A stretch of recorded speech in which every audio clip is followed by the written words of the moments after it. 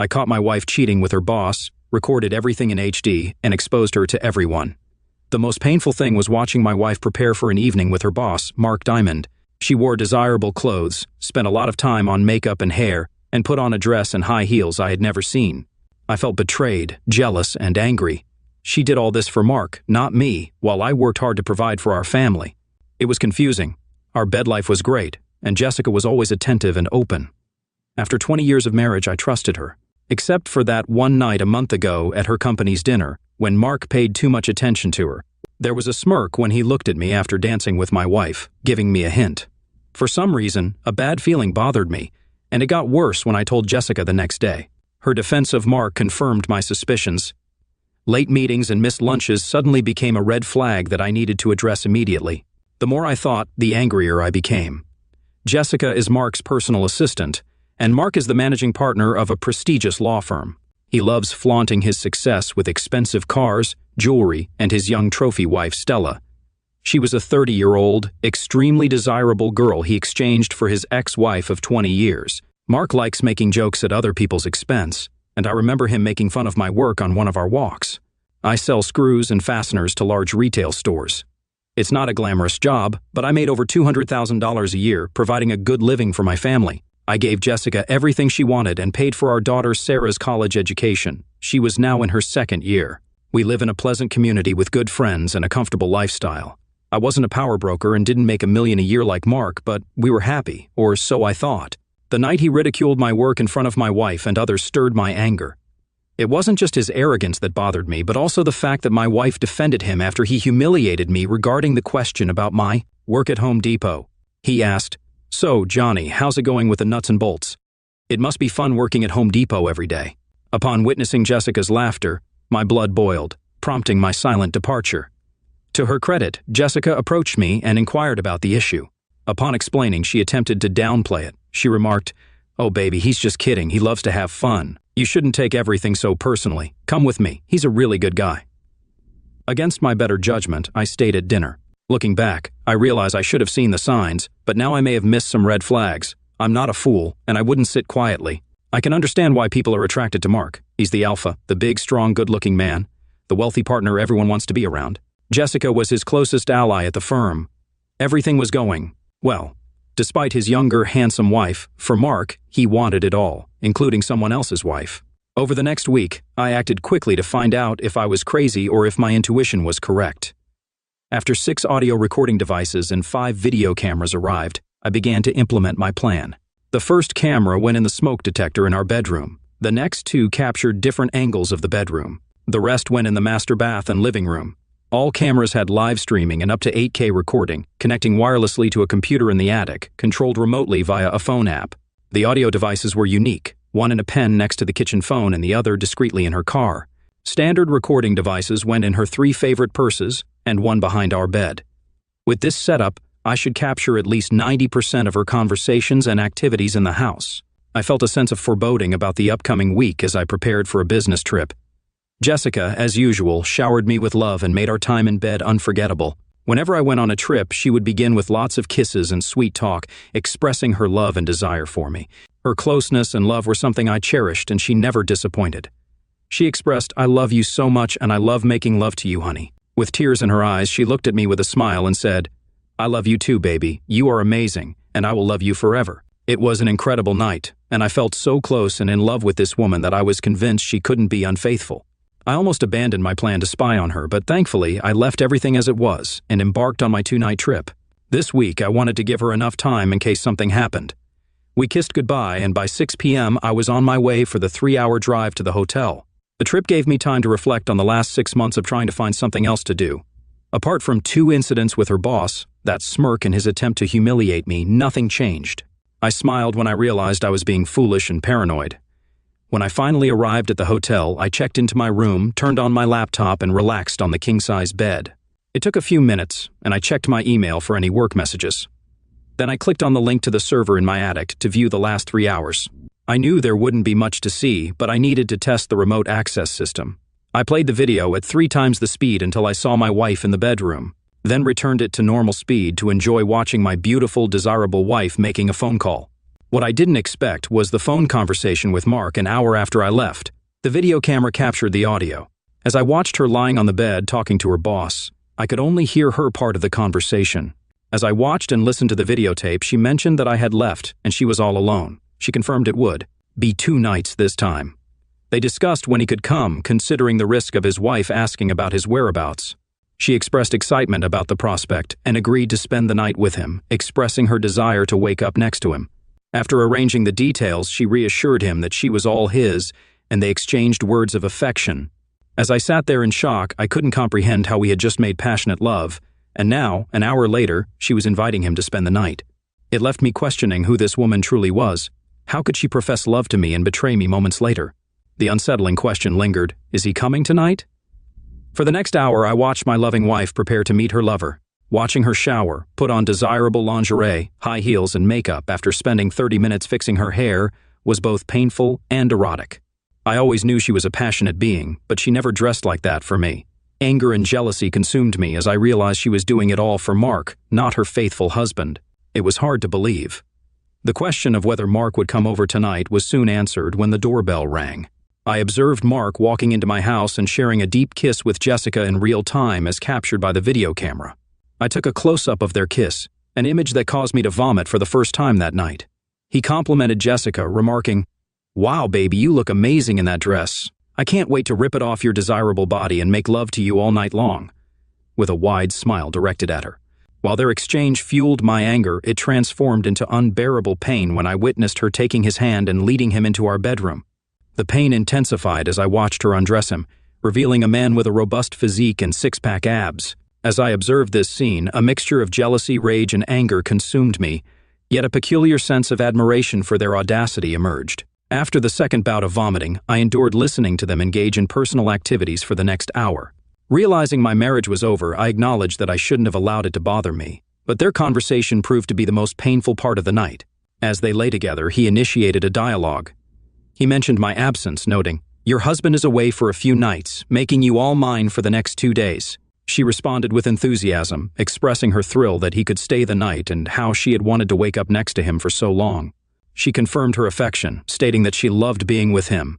He continued with anticipation, expressing his excitement about having her over and over again all night while her husband worked hard. In a moment of self-awareness, she remarked on the situation, calling it foolish. She reminded him to behave, stating that she loved her husband and he was a good person.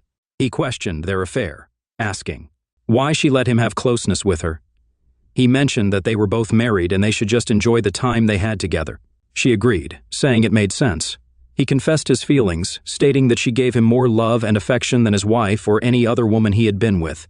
For him, it was more than just closeness. He loved the way she made him feel, Jessica. This revelation caused deep hurt, as the love he spoke of was supposed to be exclusively for me. I continued to witness their interactions as they hugged, kissed, and talked. In another exchange, Mark asked if her husband satisfied her as much as he did. He acknowledged that her husband was a wonderful lover but claimed that he was not like her. He asserted that she did things to him that he couldn't explain. Overwhelmed with sadness, hurt, and a profound sense of loss, I turned off the computer, unable to endure this betrayal in my own home, in my own bed. I decided to stop listening. After grappling with anger for several hours and experiencing insomnia, I came to the realization that a future filled with pain and the pursuit of revenge awaited me. Upon returning home, everything appeared normal, filled with love and respect as if nothing had transpired. Jessica greeted me with a big hug and lots of kisses, acting as though nothing had occurred during my absence.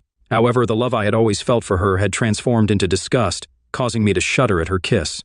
Despite my inner turmoil, I played the role of an actor convincingly, striving to appear as normal as possible. I gathered all the recordings and videos, creating copies in the cloud for backup, and crafted an encrypted file on my computer. Over the next 2 weeks, I ensured that every moment Jessica spent with me was purposeful. I kept her busy, deliberately preventing any opportunity for quickies or late-night encounters. She even inquired about my next trip, a clear indication that they desired my absence. One morning, while she was driving to work, I overheard their conversation. "When will your husband leave town again?" "I'm not sure, but I'll find out." "It's got to happen soon, baby." Aware of their intentions, I strategically planned a one-night trip to ensure he would come while I was away. The plan started taking shape that same evening. As I watched a movie on TV, my cheating wife asked, "Darling, when is your next trip?" Attempting to control my anger, I responded in a joking voice. Honey, are you trying to get rid of me? Do you have a secret lover who comes when I'm not there? She maintained her composure, showing no signs of guilt. Do not be silly. I like it when you're home. I hope you don't have to leave, and I'm wondering if your travel has been cut back. No, sorry, honey. My job still requires me to travel. Yes, I have an evening appointment next Tuesday, and I'll be back sometime on Wednesday, I said in a convincing tone. I hate it when you leave. I wish you didn't have to. Travel like that. I miss you so much when you're gone. She then came over, hugged me, kissed me deeply, and made me feel more loved than I can explain. Upon realizing that she was giving the same love to another man, I felt an intense urge to scream and throw her to the floor. However, I maintained my composure and continued to work as usual, knowing that my plan would be put into action the following week. On Tuesday, I packed up for the trip, and Jessica and I had our last session of lovemaking. She kissed me wonderfully before I left that night, and I wondered if she had seen the sadness in my eyes when I looked at her one last time. I noticed her expression change, but I wasn't sure what she was thinking. Instead of leaving town, I returned to my office and parked my car. I then went back to my desk to work late, which was not unusual, and the few people who were there never questioned my arrival. At approximately 7:30, the video camera turned on as Mark entered my house and tenderly kissed my soon-to-be ex-wife. Again, it was showtime. I used a phone app to turn off the video camera, stashed my cell phone in a drawer to avoid GPS tracking, and quietly left the office. I grabbed my folding electric bike from the car trunk. The electric motor allowed speeds up to 30 miles per hour, covering 50 miles on a single charge. Wearing a black hoodie, I made sure no one noticed and silently biked the 12-mile journey back home. The idea behind the bike was stealth, enabling me to return home quietly and unnoticed. Within 20 minutes, I parked the bike behind the house, entered through the open backsliding door I had left, and stood quietly to ensure I wasn't discovered. Listening for sounds from the bedroom, I confirmed they were occupied, and my arrival wasn't known. I fetched a short-barreled rifle and an aluminum bat from the closet, placing the rifle outside the bedroom and holding the bat. Quietly opening the door to the candlelit room, their noise covered my approach. Without hesitation, I walked to the bed and delivered a strong blow to the side of his head. The dull thud of metal hitting flesh was overshadowed by the 250-pound man hitting the floor. Grabbing the rifle and turning on the light, Jessica realized what was happening. She looked stunned and in shock. She screamed, "Oh God, no, please no, this can't be true. Why are you here? You should be away. Why are you with another man in my bed? That's a better question. Now shut up and pay attention." The big man, semi-conscious, sat against the wall with blood dripping from a 6-inch wound caused by the metal bat. Watching him regain consciousness, I pointed the rifle at him. "Damn it, this hurts. Why did you do that?"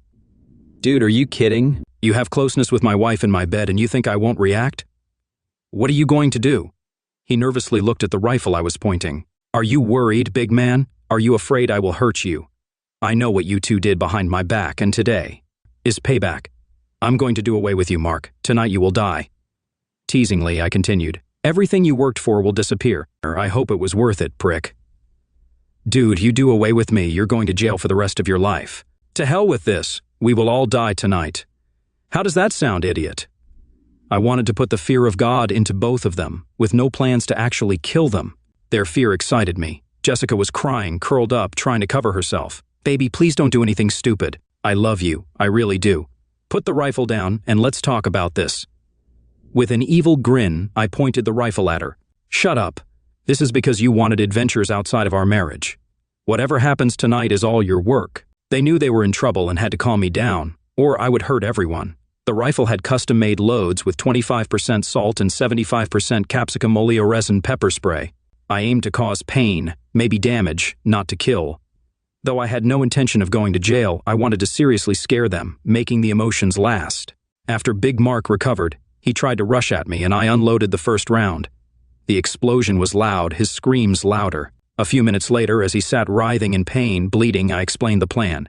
Kicking him to get his attention, I looked at my soon-to-be ex-wife. "Listen to me, and you too, my cheating wife. I'll leave in a few minutes, and you take this loser to the emergency room before he bleeds out. You won't call the police. You'll take him to the hospital in your car. You won't tell anyone how this happened or that I was involved. If any of you say I was involved or knew about your infidelity, the collected video, audio, and photos will go public. Don't fire my ex-wife. She'll need her job after the divorce. If you come after me or she refuses the divorce proposal, everything comes out. Get him to the hospital before he bleeds and remember what I said." I left the same way I came, fixing the lock and closing the door. I put the bat and rifle in a bag, slung it over my shoulder, and quietly left the area.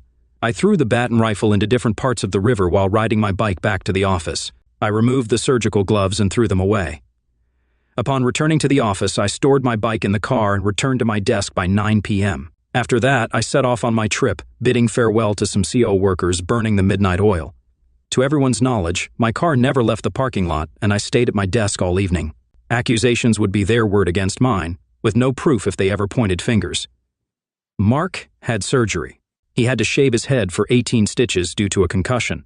According to his story, he last remembered walking home with paperwork to his personal assistant before ending up in the hospital.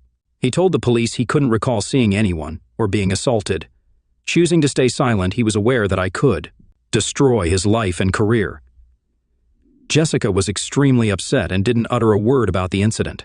All she mentioned was hearing a shot. When she went outside, she found Mark lying there and rushed him to the hospital, thinking there wasn't time to wait for an ambulance. Neither could explain why he was undressed, and both stuck to their stories. Mark's wife doubted him, causing significant problems. I spent the afternoon removing surveillance equipment, uploading everything to an encrypted cloud server, and tossing the equipment away. Any remaining evidence of their affair was now inaccessible in the cloud. Around 6 p.m., Jessica entered and found me in the living room with a bottle of my good whiskey. I sat quietly as she faced me on the couch. She looked shattered and sad. I had never seen her like this, and for a brief moment I felt sorry for her. With tears in her eyes, she couldn't bear it and tried to explain everything. "Johnny, what you witnessed was bad, but you need to know I wasn't in love with him. I know it seemed that way, and it must have hurt, but you know me. After closeness, I need connection. It was all for you, baby. When you left, I hated being alone, and Mark kept me company. And yes, it got passionate, but it was just closeness. You have to believe me." My mouth hung open in amazement at the incomprehensible excuse she made. "Jessica, I heard your explanations, and despite you saying those words of love were meant for me, I can't help but believe they were for Mark. It's over, Jessica. 20 wonderful years wasted because of your boss and your infidelity. We both have to live with your actions forever.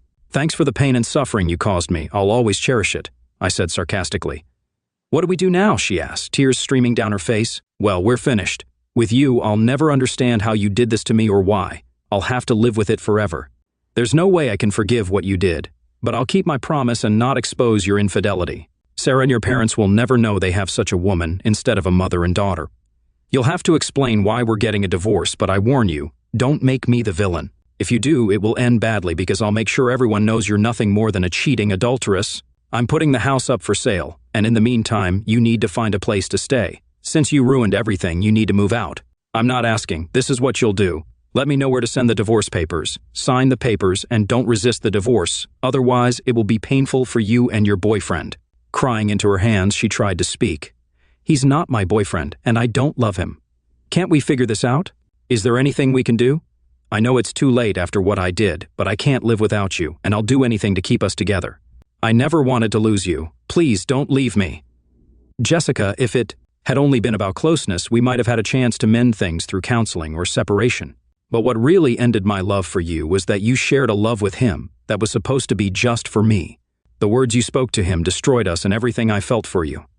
No, I'll never forget or forgive your betrayal. I never want to see or talk to you again. After the divorce is finalized, you'll vanish from my life forever." After hours of pleading for forgiveness, she left the next morning, staying with her parents until the house was sold. During the following week, the police interrogated me, trying to make me admit involvement. I hired a lawyer, informing them that without evidence, I wouldn't answer questions without a warrant. With no proof and an alibi, they left me alone. The incident was eventually reported as a random burglary and assault. Jessica and her family called, begging me to reconsider. I was told she loved me, couldn't live without me, and was sorry. They urged counseling, but I stopped answering calls, changed my number, and cut all ties. Yes, the loss was devastating. Every second of separation was painful, but I couldn't come to terms with her betrayal. Jessica, a 42-year-old single mother, lived on her salary in a one-bedroom apartment. The pleasant life she once enjoyed was gone. Her daughter and family blamed her for the failed marriage. Now alone, Mark was more focused on saving his own marriage. Treated poorly at work, Jessica was blamed for Mark's physical and marital problems. Unable to work together, she was transferred to an administrative role with the same pay. Her new job was dull, and she lost her prestigious position working with one of the partners. News spread that she was one of Mark's ex-girlfriends, and she was treated accordingly. With a job she despised, no prospects for promotion, no friends, no husband, and a family blaming her for the divorce, she sank into depression. She cried every night, missing Johnny intensely. Her heart ached constantly, and thoughts of her actions haunted her. Sarah tried to help, but it seemed irreversible. Jessica neglected herself, eating poorly and drinking heavily, claiming that without Johnny she had no reason to worry. When Sarah sought advice from her father, he sympathized but never reconciled. Stella orchestrated Mark's misery, making him pay for his infidelity. She dated younger men, keeping Mark around to cover expenses. Although they appeared together at events, they led separate lives. Mark would never have closeness again and would never find love for the rest of his life. He'd always remember when his life changed due to his desire for someone else's wife. He was incredibly angry with me and wanted to hurt me in the worst way possible. However, nothing happened for months. Later that year, I was having a drink with my colleagues when I was attacked and battered outside the bar. My friends came to help, but the attackers left before the police arrived. I spent 2 days in the hospital with broken ribs and 20 stitches. I believe they intended to kill me, and if it weren't for my friends, they might have succeeded. I knew it was revenge from Mark, and I wasn't surprised at all. 6 weeks later, feeling much better, I called Mark's office. "Mr. Diamond, please," I told his secretary. "Sorry, he's at a meeting. Can I take a message?" "Yes, tell him to meet me at Old One Cafe this Friday at the French Deli across the street." "I'm sorry, sir. I don't schedule appointments with Mr. Diamond." "Just leave a message. Write it down. Friday, 1 p.m., French Deli. Be there alone. Johnny." Just give it to him, and he'll understand what it means. "Thank you." Seated at a table facing the door, I waited for Mark. When he walked in alone, I motioned for him to sit. "What do you want?" he asked. Ignoring his outburst, I said, "Thank you for coming. Your people did a good job, but they didn't follow through because you ignored my warning. You forced me to act." Handing him a folded paper, I said, "Here's a link to a website created just for you. It operates from Syria with backup servers. It's untraceable. You're screwed. Check it out when you get back to your office." I omitted Jessica's face. "She shouldn't pay for your sins. After viewing the site, think about how your life will change." His anger grew. "You've already ruined my life. Just stop it or we'll kill you. That's why we're here. I want to end this. You took away the most precious thing in my life, my wife. You ruined our 20-year marriage and I can't let you go free. I risk being destroyed, but I'll avenge the thrashing your people gave me." "Okay, calm down. What do you want?" "2 things that are not subject to discussion. You will stop any retaliation against me or anyone I know, including Jessica. You will deposit $1 million into this account by the end of the day on Friday. If the funds are not in the account by 9 p.m. on Friday, I will take action. This paltry amount I'm asking should be considered a gift. If I agree, how do I know that you still won't destroy me? I'm a man of my word, trust me. I will say this, if you don't do this, then there is a 100% chance that this site will become famous by Saturday morning. I hope you suffer for the rest of your life for what you did to my happy marriage." The money was transferred. We sold the house and divided the property. Jessica had enough money to live a comfortable life if she continued to work or found another husband. Mark kept her working as part of our deal, but they were never close again. Jessica never remarried, rarely dated, and lived with the pain she caused both men. She had lost her marriage and the love of the man she wanted to be with for the rest of her life, and now found herself alone and depressed. She died before her 50th birthday, a broken, sad woman. Only her daughter Sarah was present at the ceremony to scatter the ashes. Johnny continued to work for several more years and retired to a small town by the ocean. He married a nice woman who liked him mentally, but he could never replace the special love that only Jessica could give him. He never spoke to her again and only heard about her from Sarah, whom he adored. They talked every day and remained close. But Sarah rarely mentioned her mother because she knew her father still loved her and did not want to awaken his pain.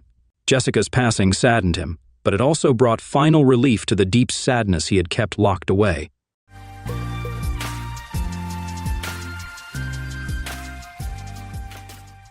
I sat on a car hood by plate 128.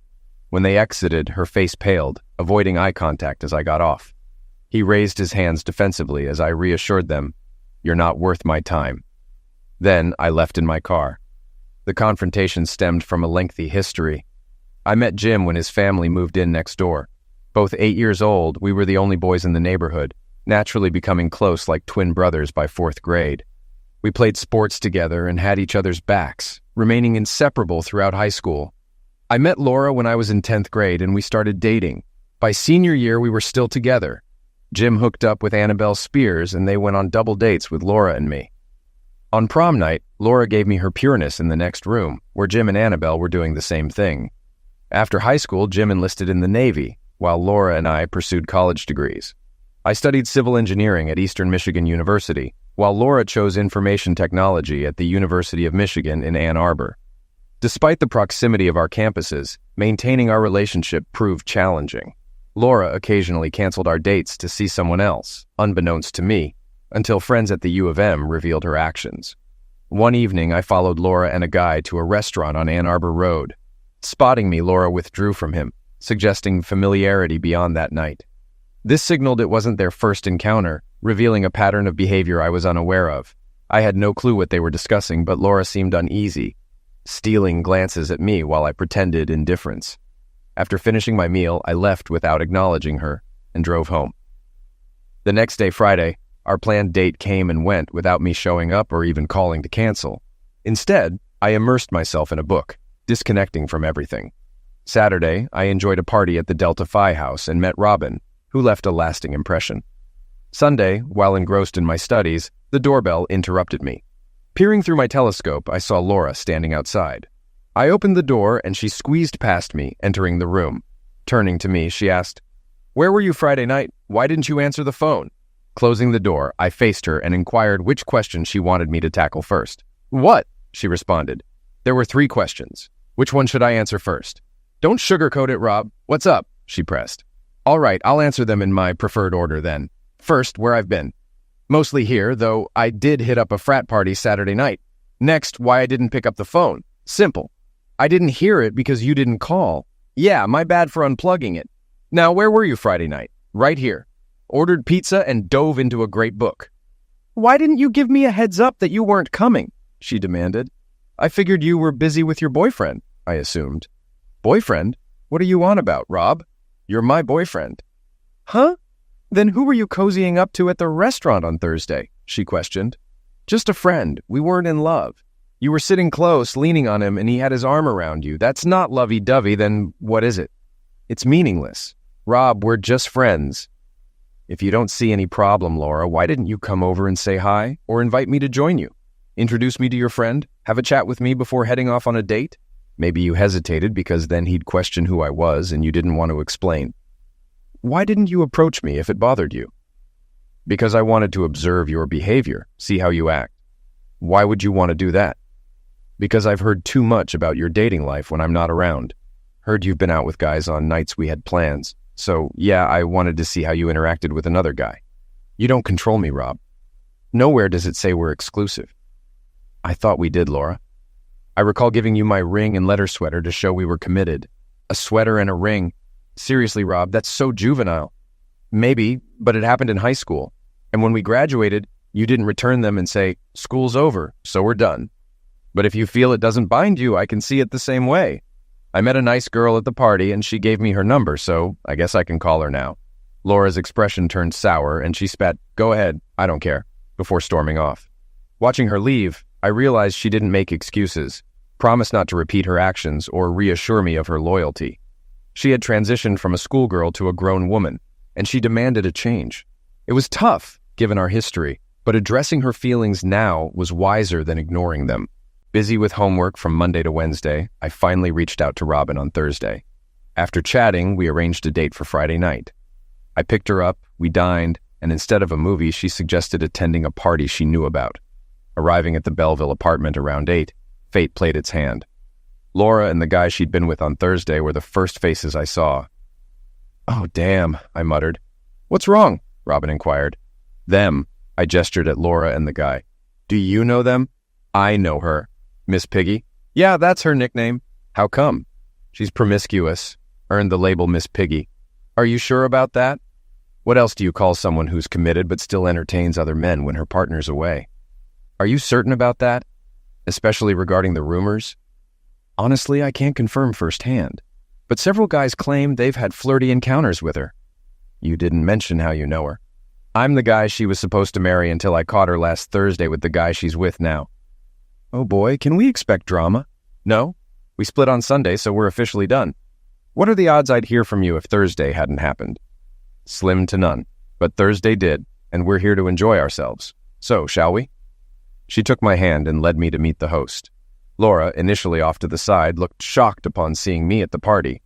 Whether because she didn't anticipate seeing me here, or because she was caught with a new boyfriend, I'm not sure. Ignoring her, Robin introduced me to Gary and his wife, Artis, and we chatted briefly before getting drinks. The basement had become a dance floor. Robin and I danced, mingled, and had a blast. Whenever I glimpsed Laura, her expression was inscrutable. Around 11, Robin suggested we leave due to her Saturday plans. After bidding farewell to our hosts, I drove Robin home. "Your ex seemed fixated on you today," she remarked. "Probably caught off guard to see me there." "No, I sensed she was uneasy seeing you with someone else." "Tough luck. She's the reason our relationship ended." "Perhaps, but I don't think she's thrilled about it." "Maybe not, but she'll need to adjust." "Does that mean I'll see more of you, or that you'll start seeing other girls?" "I prefer to date one girl at a time. I enjoyed tonight and I'll ask you out again. If you're on board, you'll be the only one." "What if I'm not ready for something exclusive?" "Then you'll decline, and I'll find someone else to date. If she says no too, I'll check back with you. If you still decline, I'll continue until I find someone who's always a yes." "I like your approach, and I'm open to it. How about tomorrow night?" "Sounds good." I escorted her to the door, bid her good night, and as I turned to depart, she halted me, requesting a moment. Facing her again, she confessed, "I never kiss on the first date, but I suppose there's a first time for everything," and kissed me. "See you tomorrow," she called out as she headed home. Upon returning home, Dad informed me that Laura had called expressing distress. I explained it was too late to return her call and promised to do so in the morning as my routine. Saturday morning, I slept in, and when I finally made it to the kitchen for coffee, Mom urged me to call Laura. "She's called twice already this morning." "Not until I've had my coffee." "Are things okay between you two?"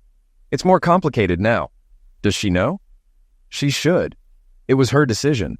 Just then, the phone rang. Mom answered, saying it was for me. "It's Laura." I picked up and greeted, "Yes? Why didn't you call?" "I got in too late last night to call, and I just woke up." "That's not what I meant. Why didn't you call me last night for our usual Friday date?" "We discussed this last Sunday, Laura. You said we weren't exclusive and agreed to see other people. I told you if you did, I would too, and you left in a hurry." "That's not what I intended, Rob. You should have understood that." "Don't feed me that, Laura. You were clearly with that guy I saw you with last Thursday." "I wasn't with him, Rob. I went to that party alone, and he happened to be there." "Sure, Laura. Believe what you want. But it doesn't change anything. I'm hearing things about you and what happened, like how you got the nickname Miss Piggy." "I don't know what you've heard, Rob, but it's false." "Why shouldn't I believe it? After seeing you with your friend at the restaurant, and I don't buy that you coincidentally bumped into him at the party. He was too close to you and hugging you when I arrived." "No, Laura, you're not committed to just me, and I'm not interested in being one of many. Please return the ring and the letter sweater.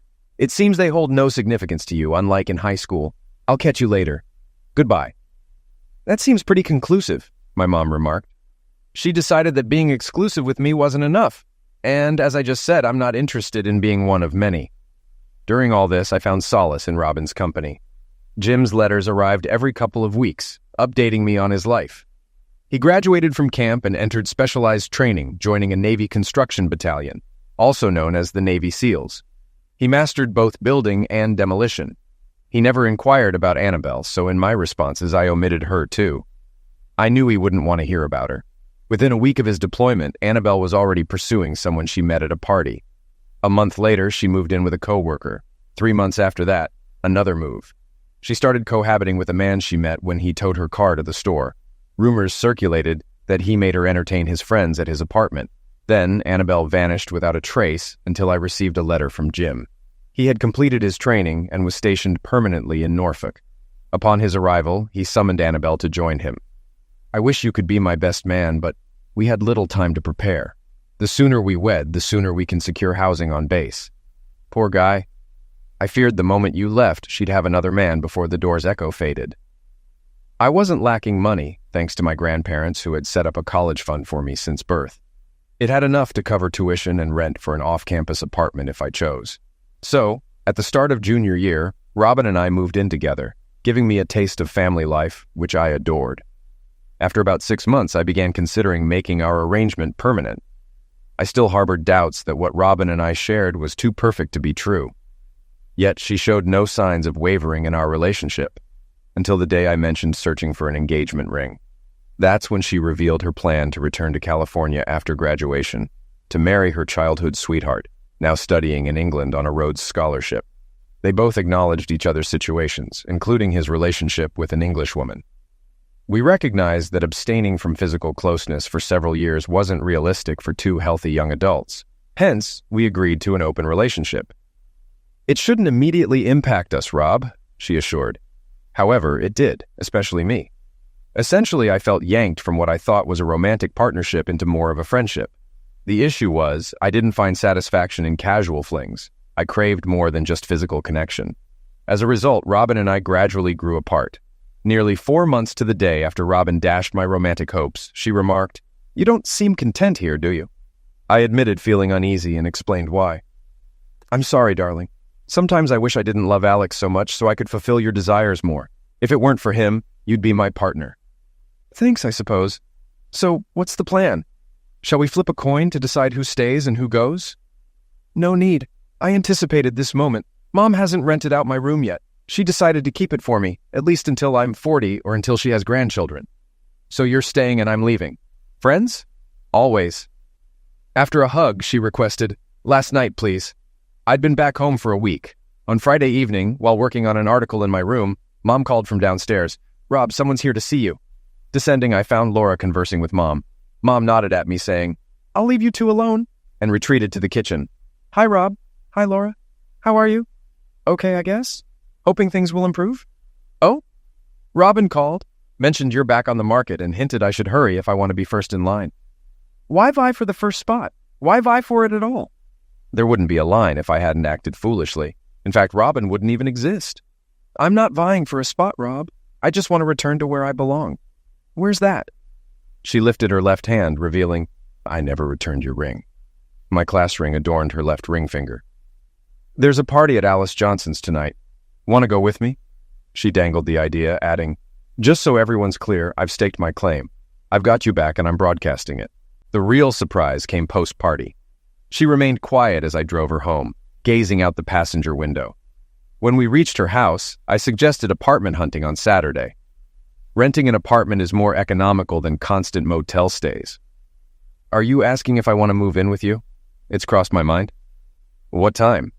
"Around 9. "Great, you've got yourself a date." Laura and I settled into a 2-bedroom apartment situated roughly midway between Ann Arbor and Ypsilanti. We converted the second bedroom into an office, housing Laura's computer desk alongside mine. Around a month post-move, Jim returned home on a 30-day leave, spending ample time with Laura and me. Seeing Jim and Annabelle together, they seemed to gel well, making me question my earlier suspicions about her. However, 3 weeks after Jim returned to duty, Annabelle showed up. With Jim deployed to Iraq, Annabelle opted not to wait for his return to base. She vanished for 2 weeks, staying with her current partner. Upon her visit to Jim in Norfolk 3 weeks later, rumors resurfaced about her liaisons with a former flame, including alleged revelries and hosting group encounters. I contemplated confronting her, but Laura dissuaded me, asserting it was none of our concern. Besides, as far as we knew, Jim and Annabelle had an open relationship, a not uncommon arrangement during prolonged military separations. Laura doubted Jim would consent to such an agreement, but advising him of Annabelle's behavior might backfire. Instead, she suggested I let it be. Jim returned from Afghanistan just in time to serve as my best man at my wedding to Laura. Afterwards, he and Annabelle relocated to Norfolk, where he completed the last 9 months of his military service. Upon discharge, they returned home and Jim secured a job with a construction company as a heavy equipment operator. Over the next 2 years, the Marshalls, Jim and Annabelle, became regular guests in our home, visiting us at least once every fortnight. There were no signs of trouble between Jim and Annabelle, and there was no indication of infidelity on her part. Laura's theory seemed plausible, especially when the company Jim worked for won a contract to lay a pipeline in Alaska. Given the harsh conditions at the construction site, Jim opted to leave Annabelle at home for the 4-month duration of his assignment. However, barely a week later, Annabelle was spotted in a motel room with Gary Mellows, the owner of Jim's company. Subsequently, Gary's car was frequently seen parked in Jim's driveway almost every night of the week. Complications arose with the Alaska project, extending Jim's absence by another 2 months.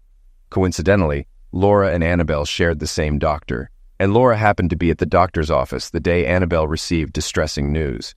She was 7 weeks pregnant, and Jim had been away for over 3 months.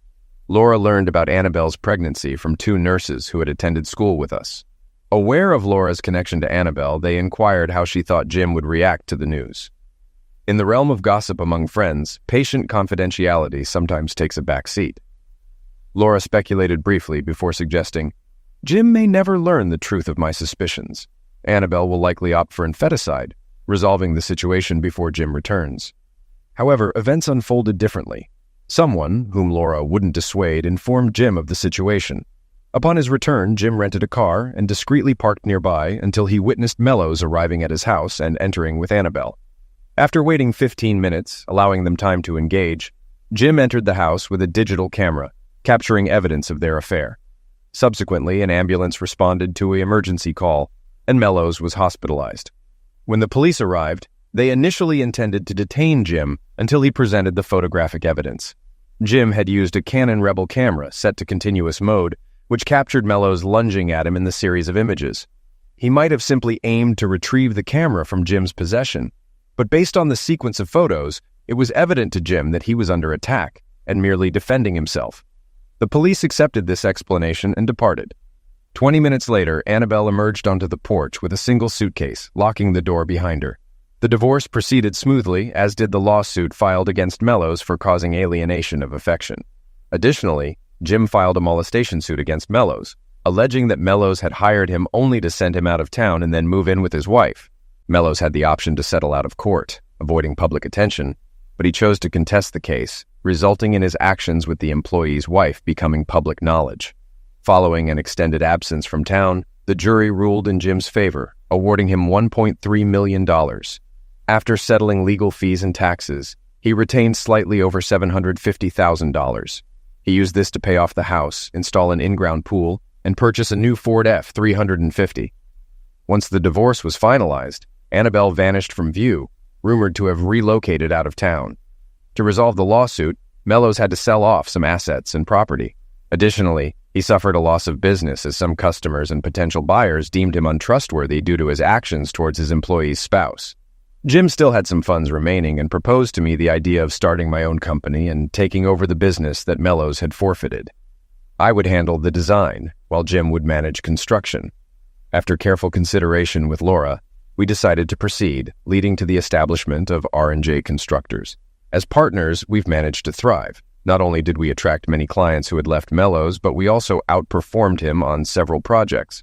With human nature being what it is, Jim ensured everyone was aware whenever we outperformed Mellows. The subsequent 5 years passed swiftly. While Jim explored various relationships, he never found someone he wanted to commit to long-term. He spent considerable time with Laura and me, typically joining us once a week with his girlfriend. Things were going exceedingly well. Laura had ascended the corporate ladder, achieving the position of regional manager and emerging as a frontrunner for the vice president role. I believed things couldn't improve further, and unfortunately, I was correct. On a Tuesday, as I wrapped up a lunch meeting with a prospective client, Gary Mellows approached and asked if he could buy me a drink. Personally, I held no ill will towards Gary. I reasoned that if someone like Annabelle, whom I considered less than reputable, offered solace to a lonely individual like Gary, it wasn't fair to fault him for accepting. I never bought into the narrative about Gary orchestrating Jim's departure for Annabelle's sake. Knowing Annabelle's character, I speculated she might have visited Gary's office to collect Jim's paycheck and expressed her loneliness due to his absence. In any case, Gary's issues were tied to Jim, not me, so I accepted his offer for a drink. Once he settled in, he inquired, "How's everything going?" "Could be better," I replied. "Perhaps you'll contemplate selling," he proposed. "Selling? Why on earth would I do that?" I retorted. "To make your pal Jim my business partner," he suggested. "Are you out of your mind?" I exclaimed. "Not really." "Take a look at this," he said, opening his briefcase and presenting a folder to me. I accepted it, opened it, and was taken aback. The folder contained a photo of Laura and Jim holding hands as they entered a motel room. Several more images depicted them entering or exiting the motel room, along with a handful showing them embracing and kissing in various locations. I glanced up at Gary, who explained, "Apologies. I was tailing him to gather evidence for revenge. When the private investigator handed me those photos, I didn't know she was your spouse. I only discerned from the rings in the pictures that she belonged to someone else. So, I hired a PI to uncover her identity to prepare for my retaliation." "Why?" "You were involved," I pointed out. "You followed his orders," Gary countered. "No, I didn't," I refuted. "Yes, I had a fling with his wife, but I never orchestrated his departure to pursue her. She entered my office, shut the door, and began undressing." Meeting her gaze, she declared, "Since you sent Jim away, you'll have to look after me until he returns." Being unattached, I had to decline Annabelle. To me, this entire debacle is Jim's responsibility. Initially, everyone's aware of Annabelle's promiscuity, a trait she's carried since high school. Jim should have been aware, but he didn't act on it. "No, Rob, he hit me hard with that lawsuit, and I intend to retaliate. I'm just sorry you're caught in the middle. Any idea how long this has been going on? According to the private investigator's findings, it's been at least a year, possibly longer. How could it have gone unnoticed for so long? If she never raised suspicions, how could you uncover it? So, why the interest in buying me out? What's the benefit of becoming Jim's partner?" "Consider it equal partnership. I'll have an equal say. If he proposes Plan A, I'll advocate for Plan B. No matter his preference, I'll oppose it. Plus, I'll oversee pricing and ensure our rates undercut the competition. I'll drive the company into bankruptcy, and Jim will suffer the consequences." "But you will too." "Not entirely. I've done my due diligence. If the business collapses, we'll liquidate assets, and I'll recoup most of my investment. I won't profit, unless you count earnings from my other ventures undercutting Jim's bids. But I won't endure substantial losses either. What if he resorts to molestation until you sell your share? Last time, he caught me with his wife, and I prioritized seizing the camera over self-defense. If he tries again, it won't be as easy for him. In fact, I'm confident I can handle him if necessary, so are you interested?" "Possibly, but I want to conduct my own investigation first if I decide to proceed. Do you have a ballpark figure in mind?" I proposed a sum, and he deemed it feasible, advising me to contact him if I opt to move forward. I departed the meeting with Mellows feeling utterly shaken. How could Laura and Jim have carried on like this for nearly a year without me suspecting a thing? I had observed no signs of discontent from Laura, no decline in affection. Our life appeared unchanged, at least from my perspective. What had gone awry? While I trusted Detective Gary's findings and evidence, I couldn't dismiss the possibility of tampered photos and Gary's personal motives. I needed certainty before taking action. Returning to the office, I reached out to a friend at an insurance agency for recommendations on investigative services. Armed with this, I arranged a meeting, and 13 days later, I felt assured. On purported work trips, Jim rendezvoused with Laura at the Comfort Inn on Melrose. How she managed time off from work for these liaisons eluded me. Now I had to determine my course of action, though my desired path was clear. I just needed to devise a strategy. After 2 hours with a lawyer, I had a clear understanding of my options and obligations. With no fault grounds, assets would be divided evenly. Concerned about Laura's share of proceeds from selling my stake in the company, I realized deception might be necessary. Even so, she'd still receive some of the proceeds. I struck a deal with Mellows to officially sell him my stake in the company for a third of its actual value. 1/3 of the payment went into a bank account solely in my name, while the remaining 2/3 were deposited into an offshore account I'd arranged. The agreement stipulated that Mellows wouldn't appear at the office or occupy my desk until the morning. I handed Laura and Jim the necessary documents. Laura filed for divorce, citing infidelity, while Jim pursued a case for alienation of affection. Despite residing in a no-fault state, I could still pursue legal action for infidelity, potentially resulting in a slightly more favorable division of assets, though not a 50-50 split. To substantiate the claim of infidelity, evidence was crucial. Examination of reports from both Gary's private investigator and mine revealed consistent rendezvous at the same motel, always on Wednesdays. My detective secured a room for surveillance, incentivizing the porter to ensure Laura and Jim were assigned to that specific room. On Wednesday morning, I instructed Maria, our receptionist, to inform Jim that I'd be absent due to a dentist appointment, and to mention the possibility of my continued absence in the afternoon if I didn't feel well after the procedure. After the effects of the gas wore off, I exited the house and returned after Laura had left for work. The locksmith arrived promptly at 9 to change all the locks. Once he finished, I headed to the bank and emptied out both the accounts and the safe. My lawyer advised taking only half, but my mood was unwaveringly resolute. Screw you, Laura. I had no intention of making things easy for her. She'd have to fight for her share eventually. I also withdrew the funds I expected from the business. If it proved excessive, Jim could contest it in court, but until then, it was mine. My detective phoned at 12:10 to report that the couple had checked into room 128. I drove over, had a brief chat with the detective, then stationed myself on the hood of a nearby car, waiting for them to emerge. After a tense encounter, I drove away. Just as I was leaving, a man approached them and handed over the papers. Alongside the divorce papers, Laura received a temporary restraining order mandating her to stay 500 feet away from me in the house. Securing it required a bit of trickery. I had to fabricate a story, claiming a third party had tipped me off about Jim and Laura discussing my insurance coverage and business shares value. A hearing was pending to decide if the restraining order would become permanent, but it might take a few weeks. It was just another tactic to unsettle Laura. The crucial point was that she couldn't enter the house without court supervision, and I had no intention of making myself available to make keys for the new locks.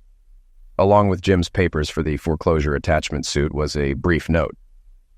You're familiar with how these suits go, aren't you? How does it feel to be on the receiving end? Driving away from the motel, I called Gary on his cell phone. Everything's arranged. Have a good first day at the office tomorrow. I drove to the airport, parked in the long-term lot, stashed my cell phone in the glove compartment, and boarded the flight to Cabo San Lucas. After a week of scuba diving and beach lounging, I returned home. Upon switching on my phone, I found it inundated with voicemails. Most were from Laura, as expected, but there were also 4 from Jim. You'd think he'd be the last person eager to talk to me.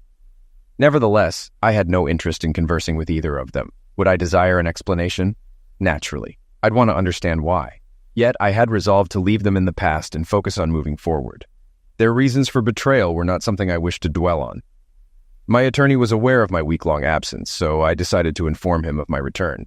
He suggested I contact Laura, who had been trying to reach me twice daily to access the house and retrieve my belongings under court supervision. I was about to instruct him to make arrangements with the court to allow her entry when a different idea dawned on me, a chance to further unsettle her. I phoned her and inquired about her needs. I need my clothes and other items, but I can't enter the house even with court supervision because I lack a key, and they won't let me break in, she explained. You have nothing there to take, I countered. I donated everything to Goodwill. I don't want any reminders of your deceitful behavior. There's nothing of yours left, not even a stray hair clip, she retorted. You had no right to do that, she exclaimed. I had every right, just as you had the right to betray me. We need to talk, I responded. It's not what you think, she pleaded. Be honest, Laura. I know you weren't happy with Jim. I'm sure of it. Goodbye, Laura. I ended the call. Although Laura's belongings remained in the house, I was intentionally delaying her retrieval. It was my way of unsettling her, ensuring she wouldn't get her things back anytime soon. I've always had a good rapport with Maria, our multitasking receptionist, secretary, bookkeeper, cook, and cleaner, so I phoned her to check in. Not too bad for me, but things aren't going well for the company. There's constant bickering between Gary and Jim over trivial matters. Jim gives orders, and Gary refuses to comply. Orders get placed and canceled in quick succession. Work sits idle while they sort out their disputes. I was fed up, so I handed in my resignation last Friday. But Gary offered to double my salary if I stayed, so I decided against leaving. They even got into a physical altercation last Thursday, but there was no clear winner, although Jim ended up with a broken nose. Why did you leave us? Why side with Gary? I shared the entire saga with her. She fell silent for a moment before responding. Now I have another reason to stick around. And what's that? I can assist Gary. I never cared for Jim. He persistently flirted with me despite knowing I was engaged. Once, he even insinuated that he'd let me go if I agreed to a date with him. We both know what he meant by date. When I questioned what you would think of him letting me go, he fell silent. You should have informed me. Why? It was a personal issue and I handled it. I sympathize with you and Laura, Rob, but there might be a positive aspect to it, at least for me. How's that? It means you're available again. How do you feel about being pursued? Weren't you engaged? I was, until I caught that idiot doing to me what he did to you, Laura. When did it happen? About 3 weeks ago. Well, honey, if you're interested, I'll consider you first when I start dating again. But that won't happen for a while. I won't give Laura any ammunition. I can wait. But keep me in mind if you ever feel lonely and want company for dinner." "I will, sweetie, and thank you." My phone rang 16 times that day, 14 calls from Laura and 2 from Jim. I couldn't imagine anything that guy could say that I'd want to hear. If he was calling to ask for something, it definitely wasn't from me. I deleted all the calls and went home, made myself dinner. Then, on a whim, I called Gary Mellows to check on his scheme. "Not bad. Not bad at all. I made sure to be at your desk when he arrived at work." He saw me, frowned, and demanded to know why I was in the office and sitting at your desk. I chuckled and informed him that I was his new partner. The look on his face was priceless. You could practically see the steam coming out of his ears as he perused a copy of our agreement. I got us off to a proper start, almost immediately. He called for a fuel truck because the front-end loader and other equipment at Wilkins's site had run out of diesel fuel. Once he left the office, I phoned and canceled the order. One of the loaders ran out of fuel, and Jim called Allied and gave them an earful. They informed him that I canceled the order and that they wouldn't tolerate such behavior from him, suggesting he find fuel elsewhere. That's when he approached me, demanding to know what I was doing. I explained that Allied was overcharging us and I was seeking a better price, and things went downhill from there. A little birdie told me you two ended up in a fist fight. Indeed. It all concluded last Thursday. And the outcome? I may have been a tad optimistic when I mentioned I thought I could take him, but I got past it and gave him a good punching. Well, carry on, and best of luck with your plan. After hanging up, I headed to the room I'd turned into an office, fired up my computer, and began drafting my resume. I planned to kickstart my job hunt the following day. As I typed away on the keyboard, the doorbell chimed. Opening the door, I found Jim standing there. "What the hell do you want?" "We need to talk, Rob." "No, you don't, creep." "It's not my fault, Rob. She came on to me. She caught me in a bad mood because of what Annabelle did to me. I wasn't thinking straight, Rob. I'm sorry, Rob, but it wasn't my fault. I didn't pursue her." "But you knew she was my wife. You knew how you felt when you found out about Annabelle. And you didn't even stop to think you'd make me feel the same way, did you? You had to know." "I'd find out sooner or later. Probably the same way you found out about Annabelle. Someone told you." "Well, creep, somebody told me you're a scoundrel. As far as I'm concerned, you're supposed to be my friend. And even if I believe Laura made a move on you, which I don't, you should have turned her down just like I turned Annabelle away when she made advances on me. You knew you were better than that, but you went ahead anyway. And even if she initiated it and caught you off guard, that doesn't excuse the second, third, fourth, and however many times after that. No, you stabbed me in the back, plain and simple. Why did you load me up with Mellows? Because in the mood I was in when I found out and the rage I felt, if I'd come after you, things might have ended differently. But you're not worth going to jail over. Besides, involving Mellows will bring you grief that will last far longer than any consequences from a physical altercation. But you know what?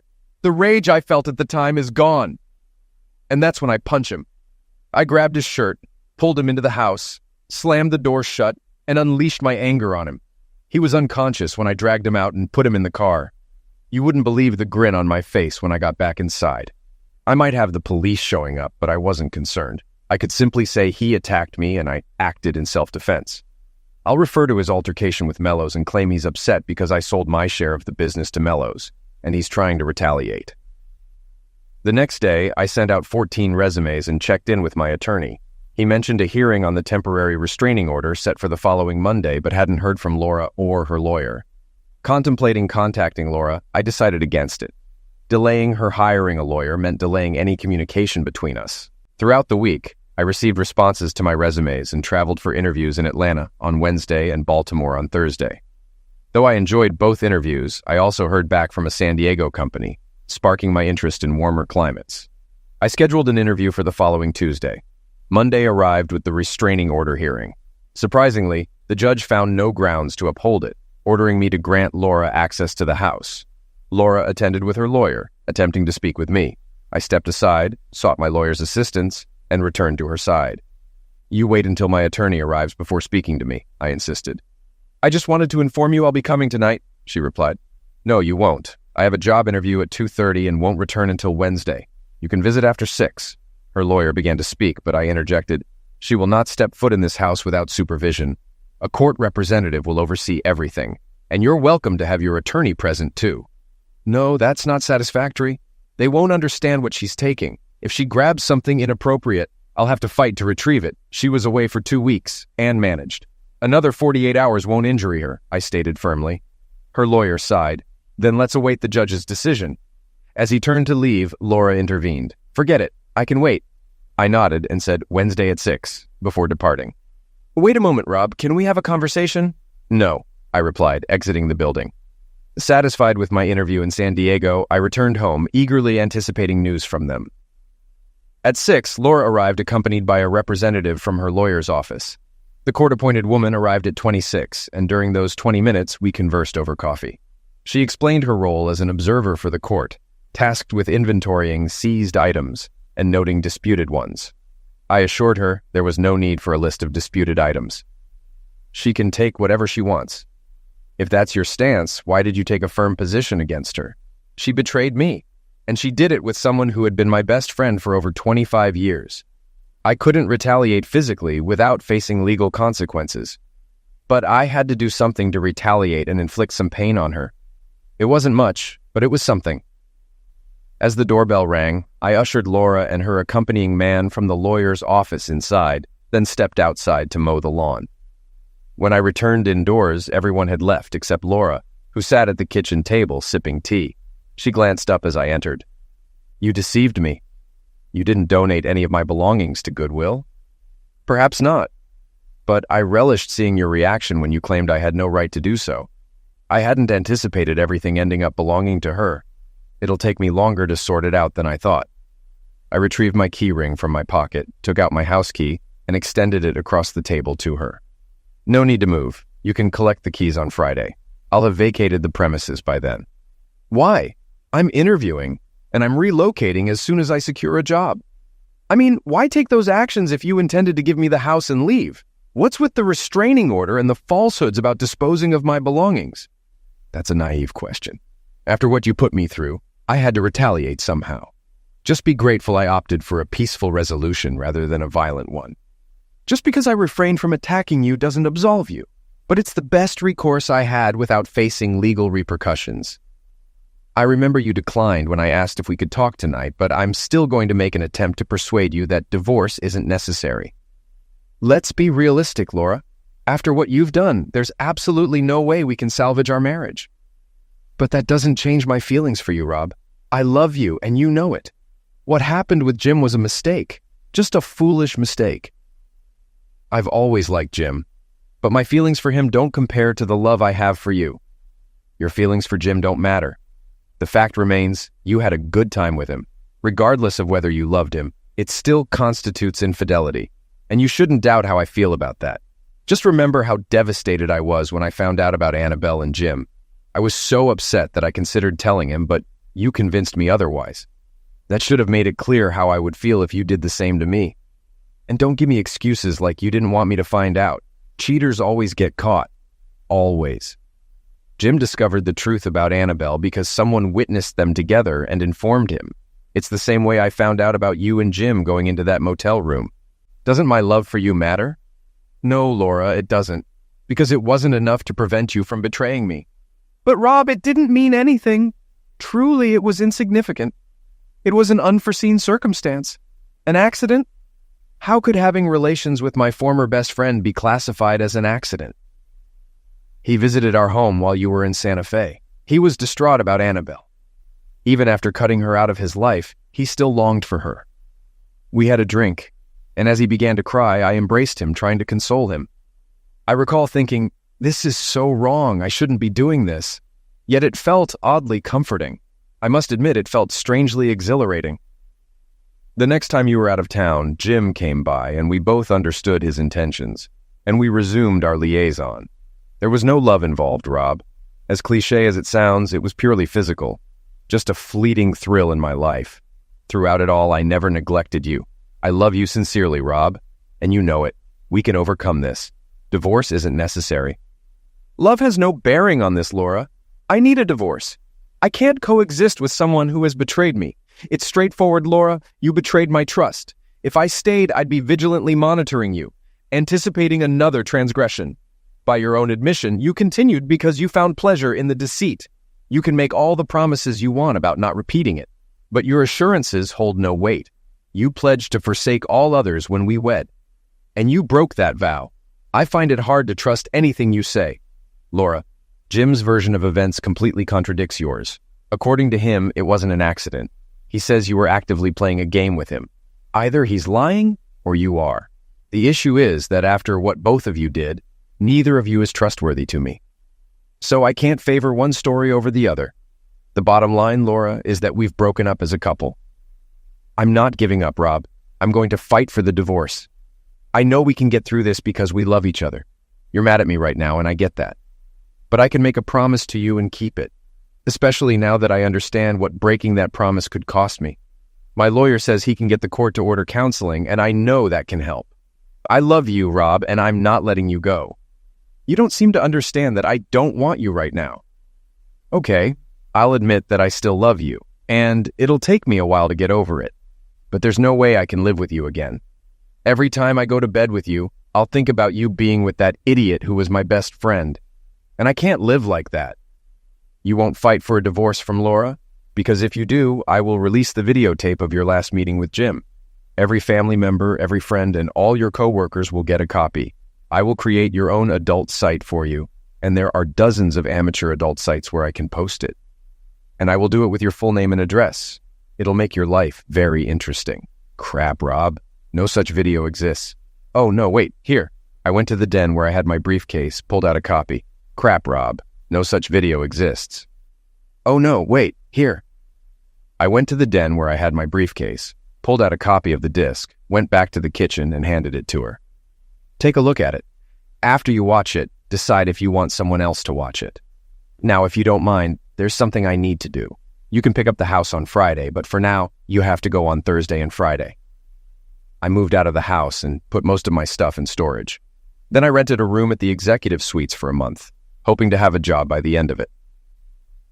Over the next 2 weeks, I traveled to Salt Lake City, Philadelphia, Atlanta, Chicago, and Detroit for interviews, all of which I felt good about. But I didn't hear back from any of them. I sat down at my desk, calculated my finances, and realized I could live without a job for about 6 years. I started looking into other cities and states with a lower cost of living, hoping to stretch those 6 years to 8, maybe 10. Laura signed the divorce papers and returned them to my attorney. I almost regretted that she did that. I would have loved to scatter a CD of her and Jim all over the house. But a deal is a deal. We agreed on a 50-50 division of the property with each party paying their own attorney fees. Since I filed the suit, I paid the legal fees. Laura wanted the house, and my half of the equity was slightly more than what I had borrowed from the bank, so that worked out. True, I had to give Laura half of what I got from selling my half of the company, but I had planned for that. She claimed I sold out too cheaply, but it didn't matter because the other 2/3 of what I got from the sale was safely tucked away. I heard some interesting gossip. Apparently, as soon as I was out of the picture, Jim started intimidating Laura so relentlessly that she had to get a restraining order against him. Not that I cared, of course, but it amused me. I decided to wait until the divorce was finalized before taking any action. Eventually, I began receiving calls from some of the companies where I had interviewed. A company in San Diego called, asking me to return for another interview. However, before I could call to arrange it, Gary contacted me. How would you like your company back? Why would I want my company back? I sold it to you so I could go back to Jim and leave him behind. Why would I want to become his partner again? You wouldn't want to, but you don't have to. After our last argument, I said, if you're so unhappy with me as a partner, I'll either buy you out or sell your half to someone else. He thought for about 30 seconds and then asked how much I'd pay for his half. He accepted half of what I gave you. The question remains, why should I want the company back if you've done even half of what you said you would to sabotage Jim?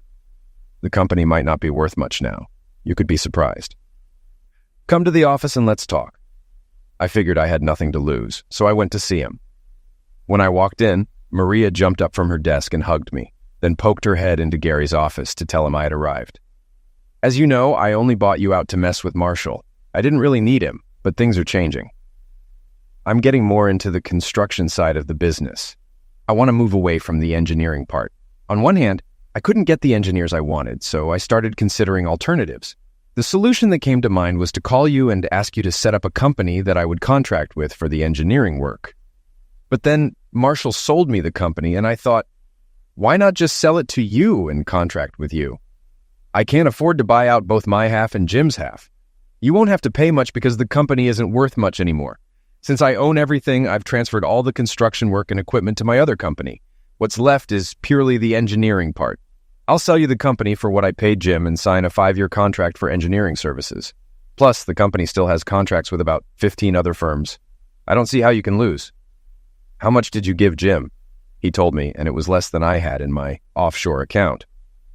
But there is one condition. And what's that? I asked. I have no secrets from Maria, and I shared the idea with her. She said that if you agree, she will stay with you and not move to my company. If you accept the deal, you will keep her on your team. I didn't have to think long, and I told him that I would agree to the deal, but I wouldn't do it until my divorce was finalized, which would be in about 3 weeks at the earliest. Gary said that was fine with him, and we agreed to the deal.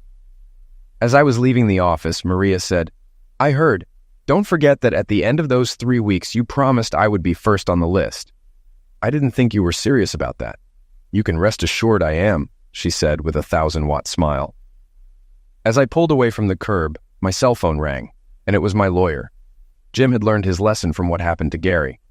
When Gary sued Jim and called my lawyer with an offer to settle the case, I told the lawyer to accept it. I made it the rest of the way to my room at the executive suites with a huge smile on my face. In 3 weeks, I could start a new life with a new job, a new girlfriend, and money in the bank. I could spend those 3 weeks looking for a place to live and shopping for furniture. Who says nice guys always finish last?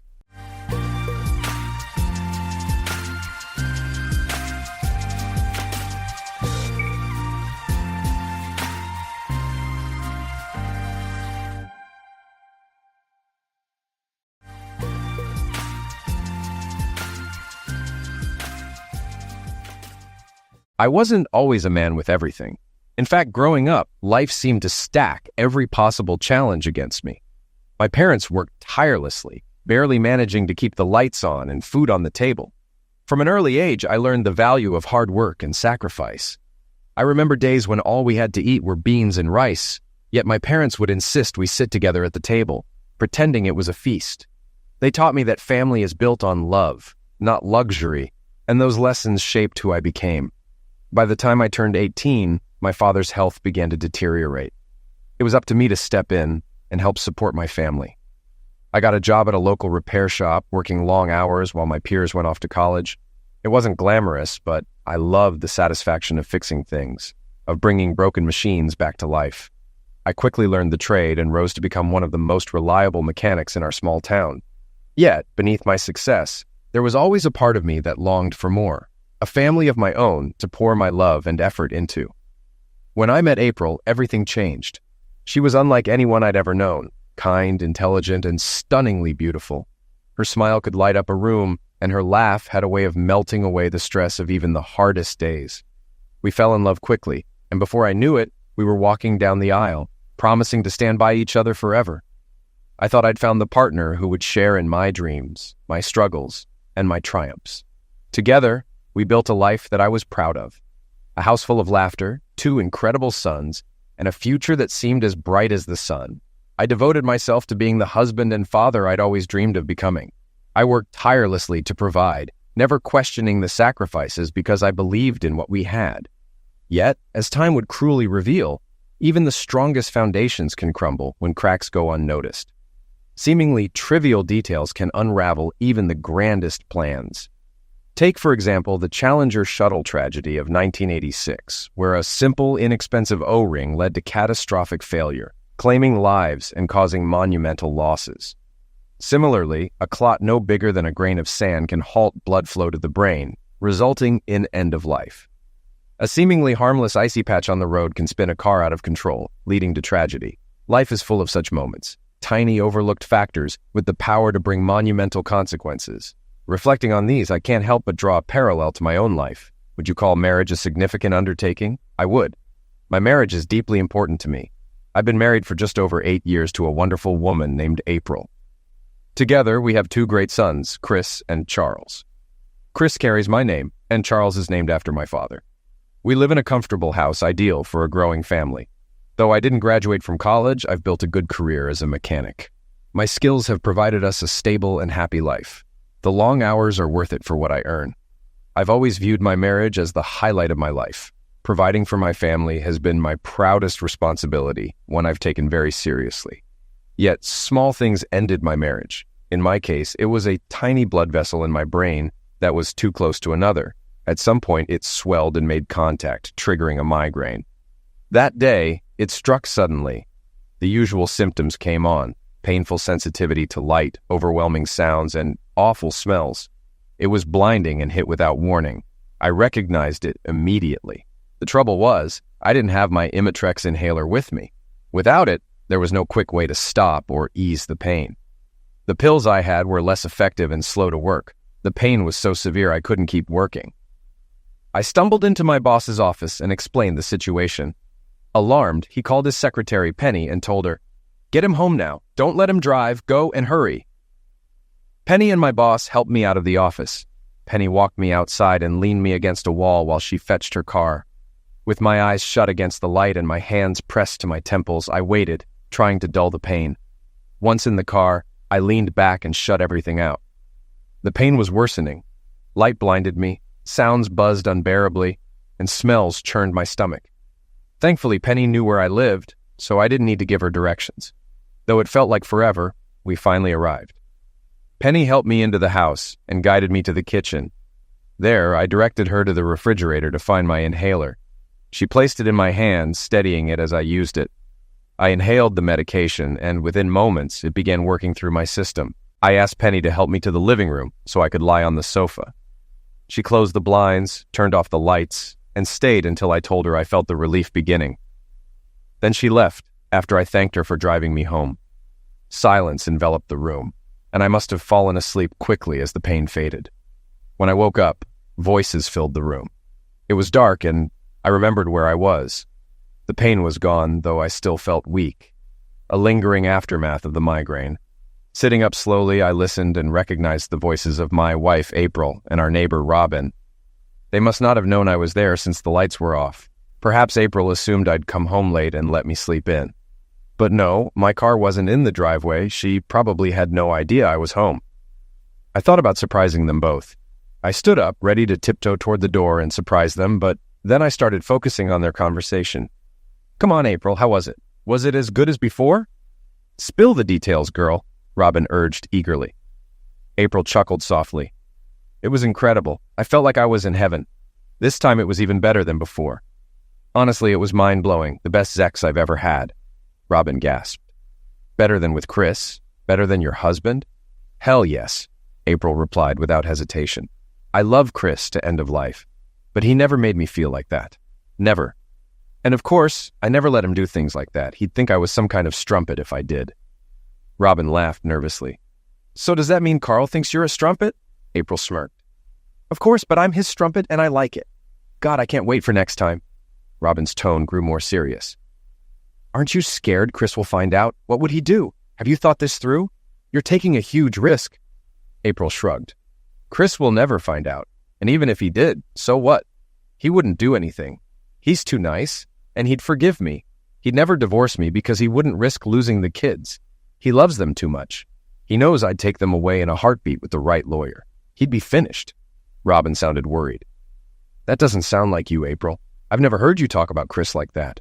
How can you say you love him and still say things like this? You're scaring me. I think you're making a big mistake." "I really do." April's voice dropped. "I do love Chris. I really do. But I don't want to end things with Carl either. I want both. The love I get from Chris and the sex I get from Carl. I need both, and I'm not giving it up." I had heard enough. My migraine had vanished, but the pain in my chest was far worse. It hit so hard my stomach clenched, my breath caught, and a ringing filled my ears. Blood pounded in my head, and I thought I might have a heart attack. I gripped the doorframe to steady myself until my body calmed down. Even then, I didn't let them know I was there. As my control returned, anger surged inside me, building to the point where I thought I might explode. I stood tall, raised my head, and walked into the kitchen. Silence fell instantly. Robin noticed me first. Her eyes widened, and her mouth dropped open in a shocked, "Oh." She covered her mouth with her hand, whispering, "Oh my God." April turned to see what Robin was looking at and froze when she saw me.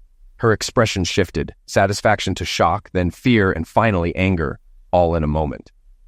She pushed back her chair and stood facing me. "How much did you hear?" she demanded. "Why the hell were you hiding there, spying on me?" I stared at her silently.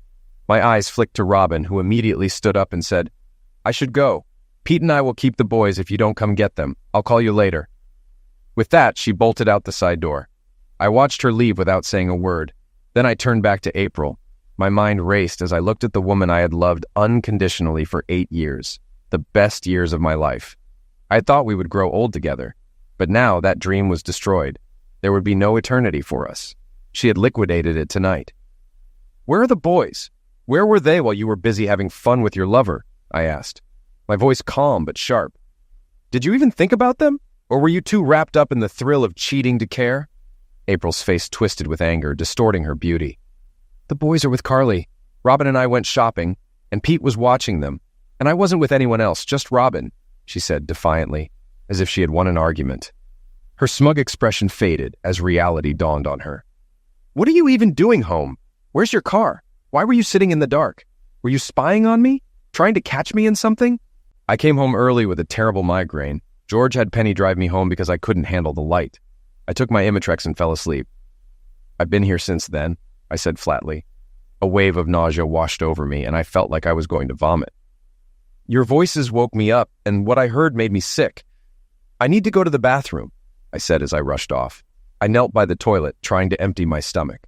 My body convulsed, but nothing came up. I sat there on the bathroom floor, pressing my face to the cool porcelain as I slowly began to relax. My stomach finally settled, and my breathing normalized. When I was ready, I returned to the kitchen. April sat at the table, staring out the window. "I'm going to pick up the boys. I'll put them to bed tonight," I said coldly. Without waiting for a response, I walked out the door and headed to the Andersons' house next door. Pete and Robin Anderson were our closest neighbors and best friends. Many evenings were spent together at each other's houses, sharing stories and drinks. Best friends, what a bitter thought. I wondered how much Pete knew, should I ask? I climbed their back steps, knocked twice, and stepped inside. Robin sat at the kitchen table with a coffee cup in front of her, talking to Pete. I could tell she had told him.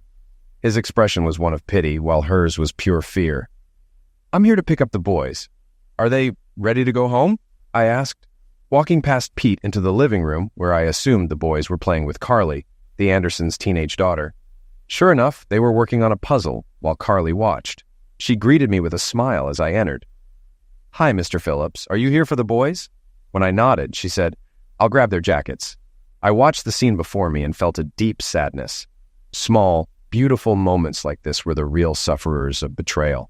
The everyday joys of family life were shattered by adult selfishness, leaving permanent scars. I had no doubt this was one of those moments. "Thanks, Carly. I'll be in the kitchen when they're ready."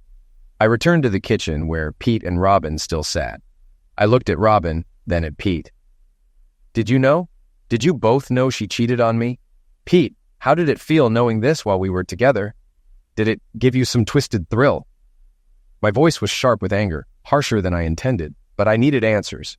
I needed to know what my so-called friends had hidden from me. Pete's face darkened as he glanced angrily at Robin before addressing me. "I didn't know anything, buddy, I swear. If I had, I would have told you right away. I can't believe my wife knew and didn't tell me. That's low, damn low. You don't deserve this. I won't apologize for her, but I'll be here for you if you need me." His glare at Robin said it all, and I believed him. If Pete had known, he would have told me. This had been Robin and April's secret. I turned my attention to Robin. "Thank you, Robin. Thanks for letting me play the fool, for making me a laughingstock. Did it make you feel good, knowing what you knew and hearing her brag about it? I hope it was worth it." Out of the corner of my eye, I saw Carly enter with the boys, and I forced a smile. Each boy held a cookie, but Carly's uneasy expression told me she had overheard my words. I prayed she hadn't heard much, though her face suggested otherwise. I resolved this would be the last time Robin was near my kids. I didn't know how I'd manage it, but I'd make it happen. Once home, the boys ran upstairs to get ready for dinner. I walked through the quiet kitchen into the living room where April sat alone. The room was dark, lit only by fading daylight filtering through the curtains. She sat hunched on the couch, her face pale, her eyes red and glossy from tears. The anger and defiance I'd seen earlier were gone, replaced by fear and vulnerability. But it was too late for that. Her transformation only filled me with disgust. Remorse now? Fear now. It felt staged, a calculated move in a battle for control. This wasn't regret. It was manipulation. April's face didn't convey sorrow. It radiated deceit and cunning. I shattered the silence with an icy question. Who is he? What does he have that I don't? She stared at me, saying nothing. I turned to leave, but her voice stopped me. Who he is doesn't matter, she said softly. This isn't about you. Chris, I'm so sorry you found out this way. I never wanted to hurt you. I never meant for you to know. Her words struck me. There was no apology for her actions, no regret over her choices. Only regret that I had discovered them. I sank into the chair she had bought me for our 5th anniversary, a chair I had loved, now reduced to just another object in the room. Let me explain, she pleaded. This doesn't have to be the end for us. We can move forward just like before. We can make it work if you try to understand. You will do this. Her voice turned from pleading to insistence, the same tone she used when trying to get her way in arguments. I looked at her, my voice calm but firm. Can you tell me it's over?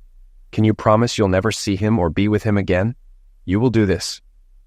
My hands gripped the arms of the chair so tightly I felt the strain, keeping myself in control as tension radiated through me. April stared at me, her eyes wide and tears streaming down her cheeks, but she didn't respond. That silence was all the confirmation I needed. She wasn't going to stop. Her conversation with Robin replayed in my mind. She wanted both worlds, and she wasn't willing to give him up. She expected me to go along with it. I guess that's your answer, I said, standing. I'll put the boys to bed after dinner, and then we can talk about what happens next. Tomorrow, I'll move my things out of the house. I think I'll stay with my brother for a while. I walked into the kitchen, a place people instinctively go when things fall apart. Why is that? A strange thought to have while your life crumbles around you. April busied herself preparing dinner, and I took the boys to the playroom, spending an hour enjoying their laughter and the simplicity of their joy. We were in the middle of a game when April called us to the table. The boys ran ahead, noisy and excited, while I directed them to the bathroom to wash their hands. It was the ordinary moments like these that kept me grounded, at least for their sake. Dinner was lively for the boys, their chatter filling the air as they enjoyed their meal and each other's company. April and I sat in silence, each lost in thought, weighed down by decisions and their consequences. After dinner, April cleaned the kitchen while I took the boys upstairs to get ready for bed. We read a couple of stories, laughed a little, and finally they settled in. I stood in the doorway, watching as they pulled their blankets up to their necks, ready to drift into sleep. My eyes stung, and my throat tightened with grief. This too would end. Downstairs, I sat in the armchair, feeling everything slip away. I loved April deeply, but her words echoed in my mind. He never made me feel this way, and I'm his strumpet. Those words had liquidated any chance of reconciliation. I couldn't unhear them. April entered the room and sat down. We need to talk, she said. Her voice was measured, almost rehearsed. I know you're upset, but you have to understand. What I have with Carl is just Zex, just excitement. It's nothing compared to what I feel for you. I love you, not him. He's just a distraction and it will pass. But right now, I can't stop seeing him. This doesn't have to change anything between us. We can go back to how we were, if you just let this happen. Her words spilled out one after another, but they felt hollow. You can't stop seeing him, I repeated. And you expect me to allow it? Are you insane or just delusional? Either way, this ends now. She looked at me, confused and exasperated.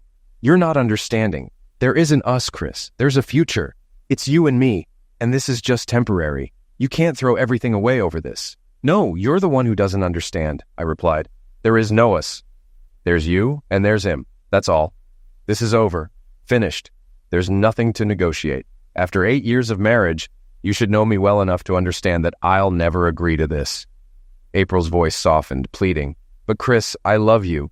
You're the only man I've ever loved. I don't love Carl. Please, for the sake of our marriage and our family, just give me this time, please. Take all the time you want, I said, my tone cold. Tomorrow, I'll contact a lawyer. We'll split everything fairly, and I won't try to hurt you the way you've hurt me. I just want this to end. Exhaustion washed over me. I wanted nothing more than to go to bed and forget, even for a little while. The pain in my chest was worse than any migraine I'd ever had, and I longed for relief. But April's next words stunned me. "Then damn you," she spat. "No divorce. I'll fight you every step of the way. I'll take everything. Your house, your money, and your boys. I'll make sure you barely see them. If you try to take this from me, it'll cost you everything. And I'll still have Carl. You can't stop me." Her words hit like a slap, and suddenly everything became clear. This marriage had ended long before tonight. This wasn't sudden anger, it was calculated. She had planned for this moment, anticipating that I might find out, and rather than stop, she had prepared to destroy me. There was no love left, only greed and cruelty, a desire to humiliate me. The realization crushed any lingering hope I had for us. This wasn't the woman I loved. It never had been. I glared at April, the anger within me rising with each passing moment. Whatever smug satisfaction she had felt from her earlier words melted away as she noticed my expression. Her confidence faltered, replaced by fear. My voice sliced through the tense silence. "Here's what you need to understand, April. When you corner a rat, it fights back. It'll go to the end of life when it has no way out. You should have thought about that before pushing me this far. But now you've done it, and you'll pay for it." "Please, Chris," she pleaded, her tone desperate. "I don't want this, but I don't have a choice. I love you, and I'll do whatever it takes to keep you from leaving us. If you won't understand and accept this, I'll fight you. I know you. You love me and the boys too much to leave. You'll stay, I know you will. Goodbye, April. Tell the boys I'll see them when I can. I'll grab a few things now and come back later to get the rest when we can agree on a time," I said, heading upstairs. I packed quickly, just the essentials. Bathroom items, a few pairs of underwear, socks, and jeans. That was all. 8 years of marriage reduced to a small bag. What remained were only bitter memories. Still, I had my 2 boys, and they were all I cared about at that moment. As I came downstairs, April was sitting by the kitchen door, clearly ready to make another attempt. "Chris, please don't do this. I'm begging you. You don't have to leave. Just tell me you'll end it with him, that you'll never see him again. We can have a chance, just tell me." "I can't. I just can't," I replied, pushing past her. I felt the rage boiling inside me, the urge to lash out physically, but I forced myself to stay in control. "I'll come by in the evenings after work to see the boys so they don't notice anything right away." With that, I opened the door and walked out. The door slammed shut behind me as I threw my bag into the back seat of my truck and climbed in. Backing out of the garage, I drove away without looking back.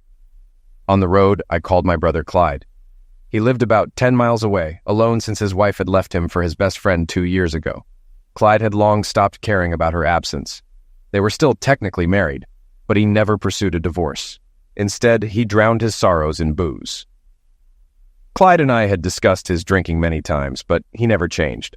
He wasn't an out-of-control drunk, just perpetually buzzed, enough to numb the memories, or so I figured. Clyde picked up and told me to come over. "I'll be back later," he said. When I arrived, I found the spare key under the flower pot on the porch and let myself in. As always, Clyde's house was immaculate. For all his flaws, he was compulsively neat. Seeing everything in its place felt oddly comforting. It was a sharp contrast to the wreckage of my own life. I found some beer in the fridge and made myself comfortable, taking Clyde's suggestion to relax. By the time he came home, I was pleasantly drunk. We went out to get more beer and kept drinking when we got back. I gave him the simplest explanation. April and I had fought, and I needed a place to stay. Clyde didn't press me for details. Instead, he sat with me, nursing his beer to keep me from going too far. "You're my brother," he said. "I'll always be here for you." The next morning, I woke up with a pounding headache and a heavy heart. The hangover was my own fault, but no amount of booze could drown the pain. I dragged myself to the bathroom, letting cold water from the shower wash away the remnants of the night before. There was no sense in staying drunk. I found a note from Clyde saying he'd gone to work and would check in with me later. Not surprising, it was Saturday, and we both worked for the same company. Our job was maintaining heavy construction equipment for contractors across the state. It was demanding, but the pay was good, enough to support my family, or so I thought. As I sat in Clyde's quiet house, I realized how much I had sacrificed to provide for that family. The big house April loved so much had been my pride, a symbol of safety and stability for all of us. But now I saw it differently. To her, it was leverage. She saw it as a weapon she could use in a divorce, a way to secure the money I earned while she indulged her affair. I thought about the house she was so proud of, about the money I worked so hard to earn. To me, It had always been about honoring and cherishing my family. To her, it was a tool, a place to flaunt new lingerie bought for another man. The realization made me sick. Everything I'd built for us was just another piece of her betrayal. I turned the water up higher, letting the sound drown out my thoughts, even though I was running late. I needed to get out of here and go to work, a place where I could think clearly, make plans, and decide on the things I couldn't process now. April had already thought this through. Her words from last night made it obvious that she had planned everything, anticipating my shock and inability to think straight when I found out about her betrayal. She had strategized her moves, building a divorce plan to take everything from me, to manipulate the situation so it looked like I was at fault if I didn't agree to her affair, and to frame me as the bad guy for not approving of her fun with another man. She thought she was clever, stacking the deck in her favor, cornering me, and forcing me to accept her infidelity. She had a good setup, and she wasn't about to let her jealous husband ruin it. I dressed quickly and grabbed a box of large trash bags. Knowing she'd be out that morning to take the boys to her mother's, I drove to the house and went inside. I emptied my closet and drawers, throwing everything into trash bags. I collected my bathroom items, stuffed them into a smaller bag, and carried everything to my truck.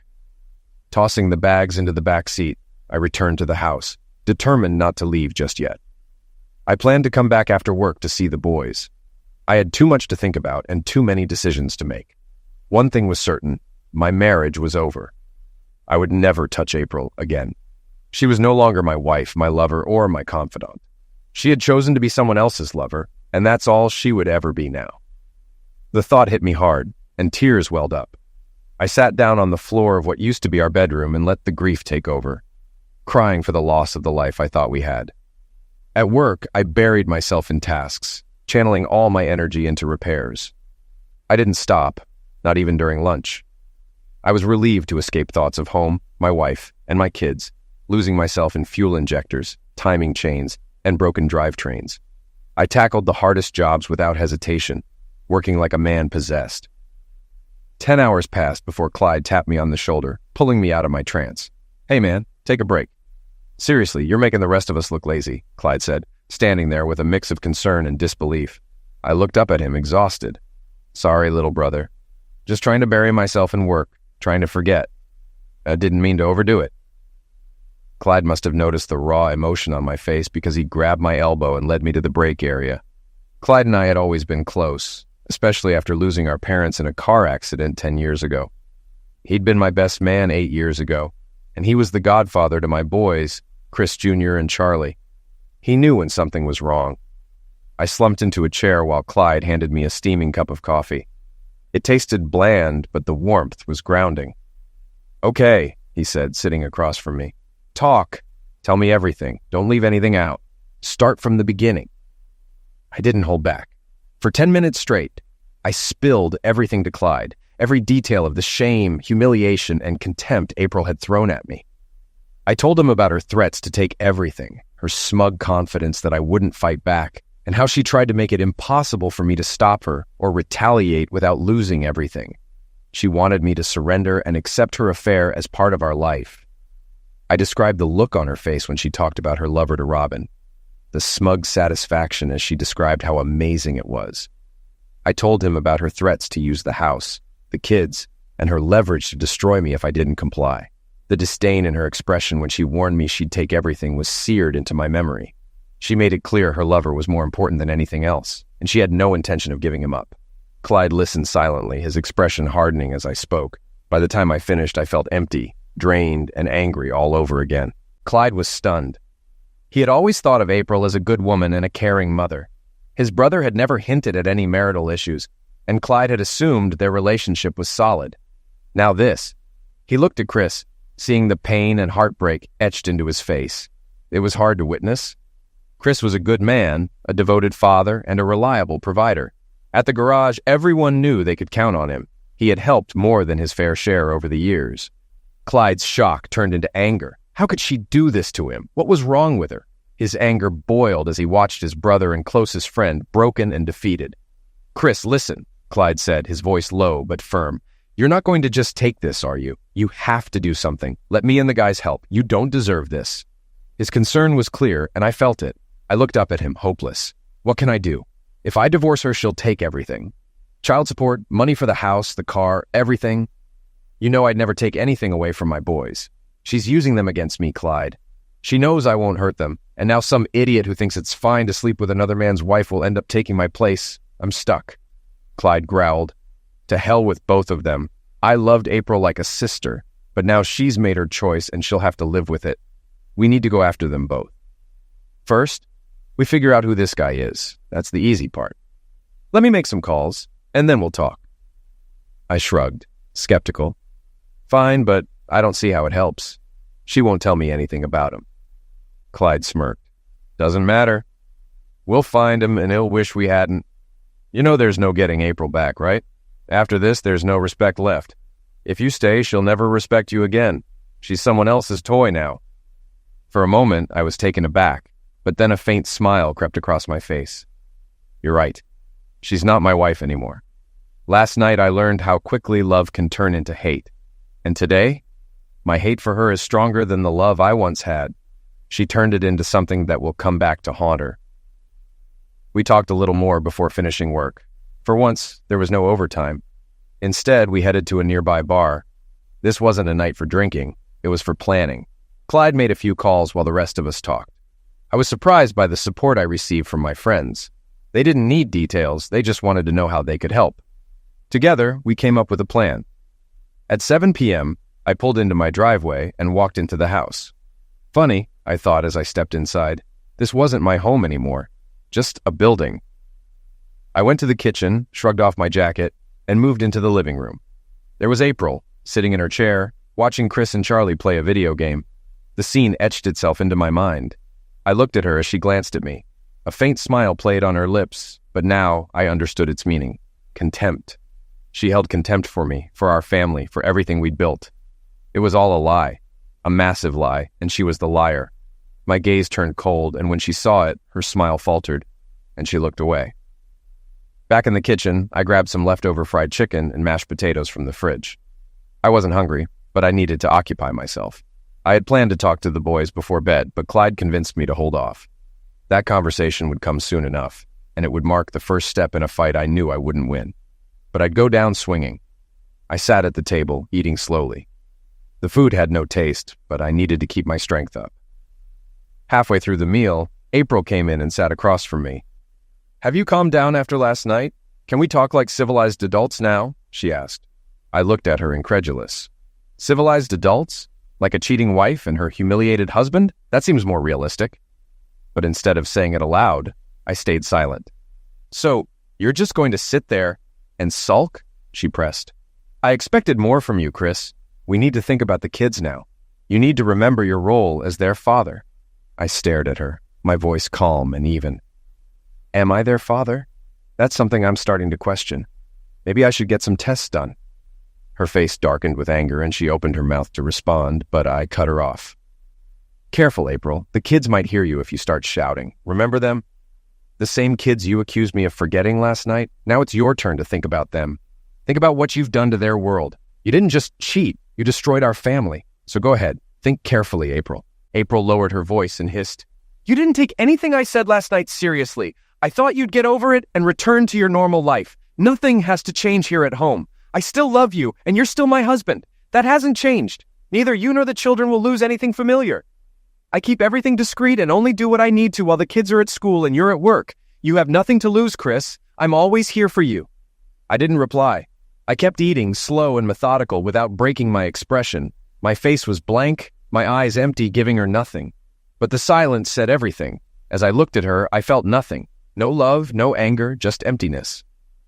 That seemed to unnerve her. For the first time, I saw a flicker of fear pass through her. "What are you going to do?" she asked, her tone more uncertain. "Are you going to make this harder than it has to be? I hoped you loved me enough to let me have this. I told you he doesn't take anything from you. I'll always be here for you. Why can't you understand?" She was growing emotional, but I just kept chewing, meeting her words with silence. Finally, I swallowed and said, "We can talk about this later. I won't have this discussion while the kids are awake. I listened to you last night. I didn't like it, but I listened. Now is not the time." April seemed calm at that. She even smiled slightly. "Thank you for this." I think you were right about some things you said, but your words hurt me. I'll take the boys to bed soon, and then we can talk. She brushed past me, placing a hand on my shoulder. I flinched instinctively, and she pulled her hand away. The disgust I felt at her touch was unmistakable. I spent time with the kids, trying to act normal despite knowing everything was about to change. I had accepted that April's actions had destroyed what we had. Part of me wondered if I should just play along, accept her terms, and wait until she finished whatever this was. After all, she claimed to love me and still wanted to stay married. But deep down, I knew I couldn't do it. Not now, not ever. It was after 9 p.m. when April came back. She sighed, dropped into a chair, and smiled. The boys are asleep. They're getting so big now, almost too old to be put to bed. They say goodnight, but I know they turn the lights back on to read. They're good boys. I nodded. They are good kids. It's a shame they'll have to go through this. I just don't know how to shield them from the pain. Her smile faltered. What do you mean? Nothing has to change, Chris. Just let me have this, and we can go back to being the family we were. Be patient. It'll end soon. You won't lose anything. I love you and want to stay your wife. This is just something I need to do, that's all.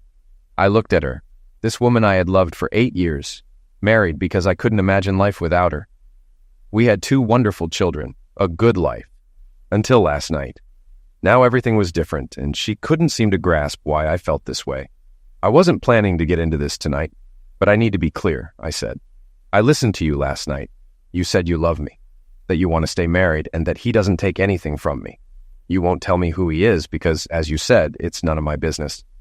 Then you made it clear what would happen if I filed for divorce. You threatened to take everything, including the boys. You were very clear about what you'd do. April's face darkened with anger. She didn't like hearing her own words repeated. Maybe they sounded different coming from me, but I knew she saw the truth in them. You don't see this the way I do, she said, her tone defensive. I told you this has nothing to do with our marriage. Why can't you believe me when I say I still love you and want us to stay together? What I heard last night wasn't love, I replied, my voice firm. It was contempt. Contempt for me, for our marriage, for everything I've done for this family. When I got angry, you responded with threats. Threats you clearly thought through long before you spoke to me. You humiliated me, belittled me, and then accused me of misunderstanding you. You knew exactly how I'd react, and you already had all your answers ready. Why do you think that is? Anger crept into my voice, eroding the calm I'd been clinging to. April's defiance only fanned the flames. And here's what I realized last night, I said, my tone sharp. You backed me into a corner, thinking I had no way out. But you forgot one thing, April. Even a cornered rat will fight back against a cat when it has nothing left to lose. With those words, I stood and walked away. As I reached the kitchen door where April still sat, I stopped and turned to her. I'm going to stay somewhere else tonight, for a while. I'll come home after work so the kids don't notice anything. At least at first. Her voice trembled, desperation slipping through. What do you mean, staying somewhere else? Why not stay here? We can't fix this if you leave. Chris, don't do this. I love you and don't want to lose you. I don't know what I'll do if you leave. Please, let's work this out. There has to be a way. I met her gaze, my words deliberate and final. I'm sorry, April. The only thing I know for certain is that I don't love you anymore. Your infidelity succeeded. It eliminated all the love I had for you last night. That's the one thing I'm sure of. I don't know what comes next, but I know there's no going back. Tears filled her eyes as she pleaded. Chris, what about your vows to love and cherish me? Have you forgotten them? I looked at her, my voice steady. No, I haven't forgotten. But I also remember your vows. You swore on our wedding day to forsake all others, but you didn't. You promised to love only me, but you gave what was ours to someone else. I cared for you, loved you, kept my vows, and gave you everything I had. But it wasn't enough. You gave away what was mine, and destroyed my love for you in the process. So, yes, I can walk away. You've shattered everything, and I will leave. I left and drove to Clyde's house. He agreed to let me stay as long as I needed. I told him I just needed time to finish what I'd started. Soon it would all be over, and I could begin my new life. Over the next few days, I worked during the day and spent the evenings with my kids. But I avoided speaking to April. She tried to start conversations several times, but I walked away every time. One day she yelled after me, but I simply grabbed my keys and left without responding. At work, during a break, one of the guys came by to let Clyde know everything was ready and we'd have results in a few days. All I had to do now was wait. By the following week, nothing had changed. Each evening, I returned to an increasingly tense April. The kids seemed oblivious, though Charlie asked if I was working harder than usual. When I asked what he meant, he said he hardly saw me in the evenings. I reassured him, promising we'd spend time together over the weekend. He seemed satisfied, and the moment passed. Meanwhile, April kept asking questions, but I ignored her, leaving the house as soon as she put the kids to bed. By the time she came back downstairs, I was gone. At the end of the week, Clyde joined me in the break room and handed me a folder. I gave him a questioning look, but he just shook his head. I opened the folder and read the short report. 2 pages, each bearing the same name, Carl Cummings. So that was him, a junior attorney at Lincoln Rice and Holmes. He was 24, almost 10 years younger than me, and single. His wife had divorced him over 2 years ago. He lived in a condo, suggesting he had money. April had been to his place twice that week, staying for over an hour each time. Now I had a name and address. I knew who this man was. But what I didn't understand was what April saw in him that she didn't see in me. What did he have that was worth sacrificing a marriage? But that was no longer my problem. Maybe it would have been if she'd come to me earlier and talked about it instead of presenting her affair as something I had to accept. Now, I just needed to figure out my next move. I looked at Clyde for advice. Somehow, he seemed to be taking charge, even though it was my life falling apart. I was lucky to have him and my friends. Being a hard-working, reliable guy had earned me loyalty when I needed it most. "Everything's in motion," Clyde said. "The first step is tonight. I'll call you at home when it's ready. Keep your phone close. Once I call, you can let her know and end this mess." Fine. The knowledge that it was happening brought no relief. This wasn't how I wanted things to go. But April and her lover had cornered me, and this was the only way I knew to fight back. I wasn't a lawyer or a wealthy man with resources to craft some elaborate plan. I was a mechanic, a man who worked hard with his hands and provided for his family with honest labor. I loved April with everything I had, but it wasn't enough for her. Now, all I could do was fight in a way that made sense in my world. Soon, she'd understand exactly what that meant. I returned home and sat down for dinner with my family as if everything were normal. April chatted with the kids, and I answered when they asked questions, even starting a few conversations myself. Inside, I was tense, but I kept my composure. After dinner, I spent time with the boys, playing video games and helping with their homework. I looked like the typical husband and father. April, having finished the dishes, came into the room and watched. She seemed more at ease, seeing me act like my old self. She began to believe everything would be fine. While I was playing with my sons, Carl Cummings left his office and headed to his car, ready to drive to his apartment across town. He thought about his last meeting with April 2 days ago at his place, how wild she'd been. She'd even gone further than before, doing something new to please him. When he asked why, she said her husband had found out. Carl had been shocked, but she reassured him it wasn't an issue. It struck him as strange, but knowing her husband was aware somehow made her behavior more thrilling. For Carl, it was the best sex yet, so he didn't question it further. As he approached the alley leading to the parking lot, Carl felt a jolt and stumbled, nearly falling. Before he could recover, someone grabbed his arms and dragged him into the alley toward a courtyard. At the end, 2 men pressed him against a building wall, each holding one of his arms. Their faces were hidden behind black ski masks, and their size alone filled Carl with fear. He wasn't rich and didn't carry much cash, so he couldn't figure out what they wanted. A 3rd man stepped forward, also masked and wearing gloves. He grabbed Carl's chin, forcing him to look up. "You know a woman named April Phillips, a-hole?" the man growled. Hearing her name sent a chill down Carl's spine. Oh, crap. Her husband. Jesus Christ. He panicked. I don't know anyone by that name, he stammered, shaking as he tried to deny it. The man delivered a sharp punch to Carl's ribs, knocking the wind out of him and sending stars across his vision. The pain was excruciating, and Carl couldn't hide his fear. "I'll ask you again, do you know a woman named April Phillips?" the man repeated coldly. Realizing denial wouldn't save him, Carl gave in. "Yes," he gasped. "I know her. Please, just let me go.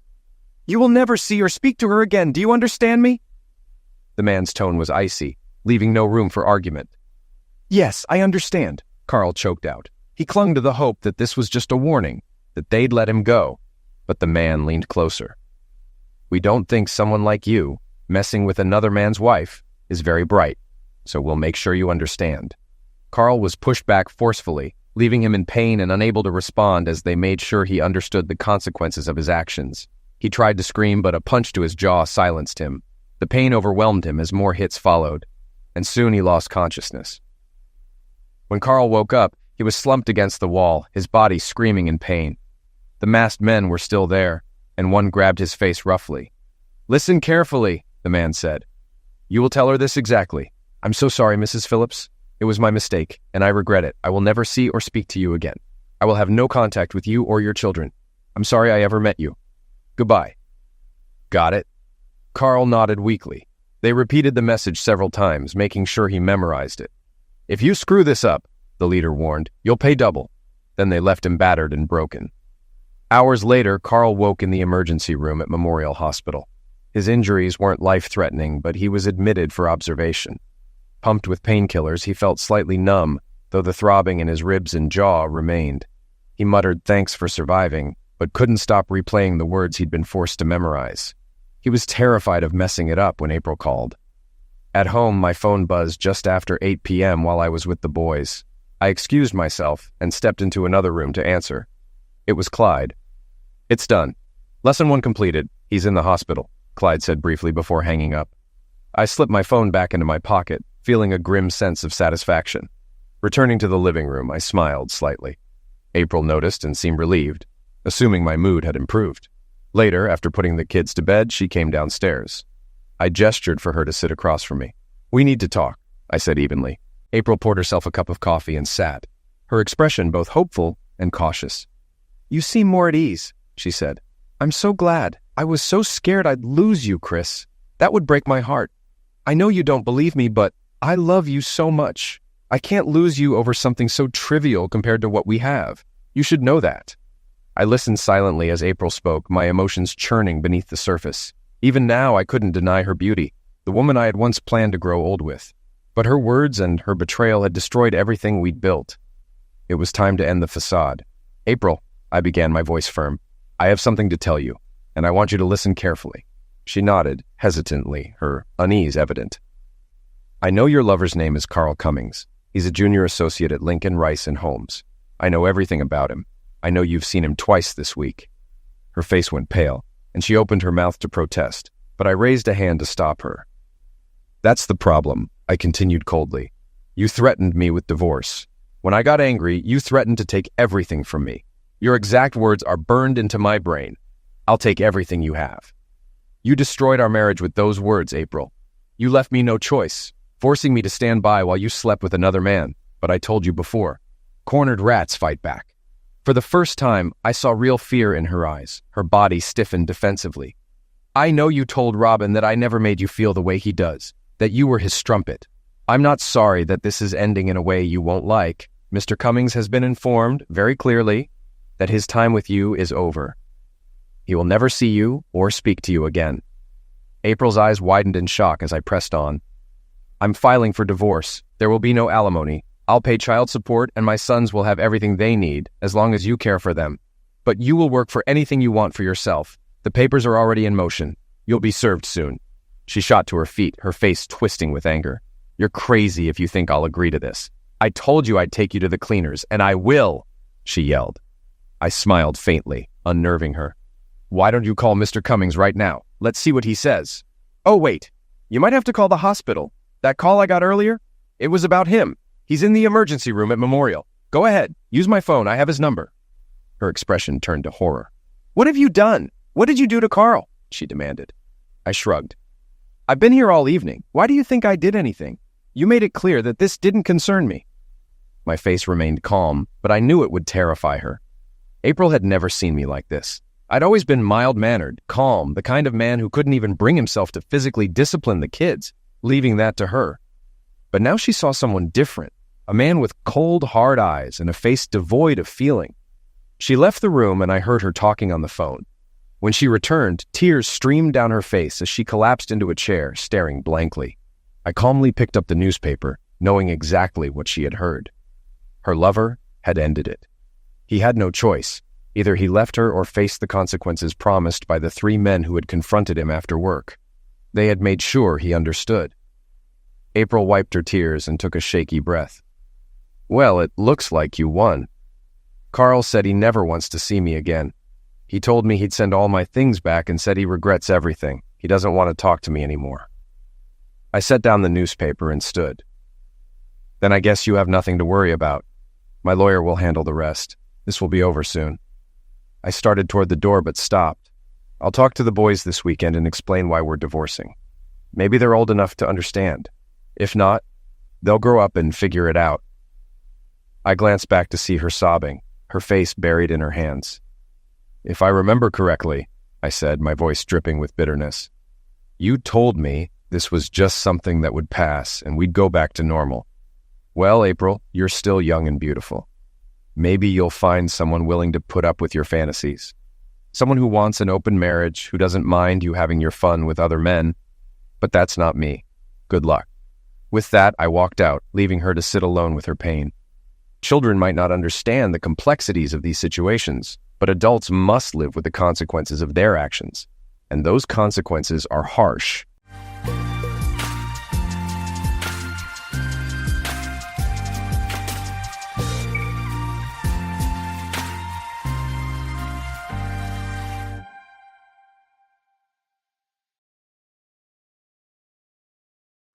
Hi there.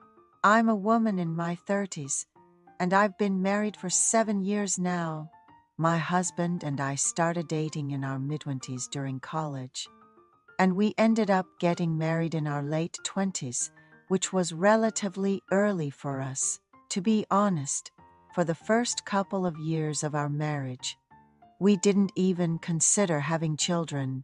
We were actually using contraception, wanting to wait until we felt more settled in our life together. Since we married young, we wanted to enjoy our newlywed life to the fullest before starting a family, and that's exactly what we did. As we combined our lives and finances, we definitely saw ourselves growing faster together. Around our 3rd year of marriage, as we both entered our 30s, we started planning for children. Until then, we thought it would be easy to conceive and start a family. In fact, my first pregnancy happened in our 3rd year of marriage. However, I miscarried at 3 months, and both my husband and I were devastated by the loss. It was heart-wrenching to say goodbye to our first child so unexpectedly. I even quit my job to focus on trying to conceive again. Despite our efforts, 3 more years went by without any success in having a child. We were too proud to even consider visiting a fertility clinic.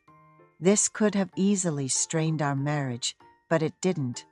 My husband has always been incredibly supportive, constantly creating special moments in our everyday life. He would take time off work without telling me to plan trips or buy camping gear, so we could travel all over the country together. I loved it. We visited famous restaurants nationwide and enjoyed beautiful scenery, which allowed us to momentarily forget about our struggles with infertility. But those were just temporary escapes. When my husband went to work, I felt utterly alone, struggling to cope. I sought counseling on my own and was diagnosed with depression by a psychiatrist.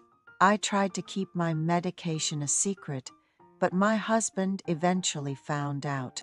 Despite his unwavering support, my depression did not improve, as the root cause was our inability to have a child. Seeing how much I was suffering, my husband encouraged me to take up woodworking, something I had always wanted to learn since our dating days. He gave me some money to enroll in a class, and I booked a 1-day workshop at a local woodcraft studio. For the first time in a long while, I felt genuinely excited about learning something new. The class was a mix of various ages and genders. But what really took me by surprise was the instructor. A young, fit instructor in their mid to late 20s led the class. They made rounds to see how the students were doing with their work, and every time they spoke to me or took my hand to show me how to use a tool, my heart felt like it was going to burst out of my chest. My relationship with my husband had become more of an obligation, with our interaction revolving around timing for ovulation, trying for a baby, and facing repeated disappointments. There was no excitement left in it, leaving me feeling quite drained. However, being around the instructor sparked romantic feelings in me. Despite knowing it wasn't right, my heart and mind reacted before I could stop them, almost as if I had a crush on the instructor. Initially, I had intended to attend the class only occasionally, but I found myself constantly thinking about the instructor. This led me to sign up for a month-long course, which eventually turned into enrolling in advanced classes as well. A bond started to form between us, as I found excuses to contact them for help or questions. One day, curious about how it would feel to meet the instructor outside of class, I asked if I could join them on their trip to buy supplies, suggesting it in a hopeful manner. They agreed, saying it would be fun to explore the market together. I was so nervous about asking them that I spent a lot of time getting ready, picking out my clothes and doing my makeup before leaving the house.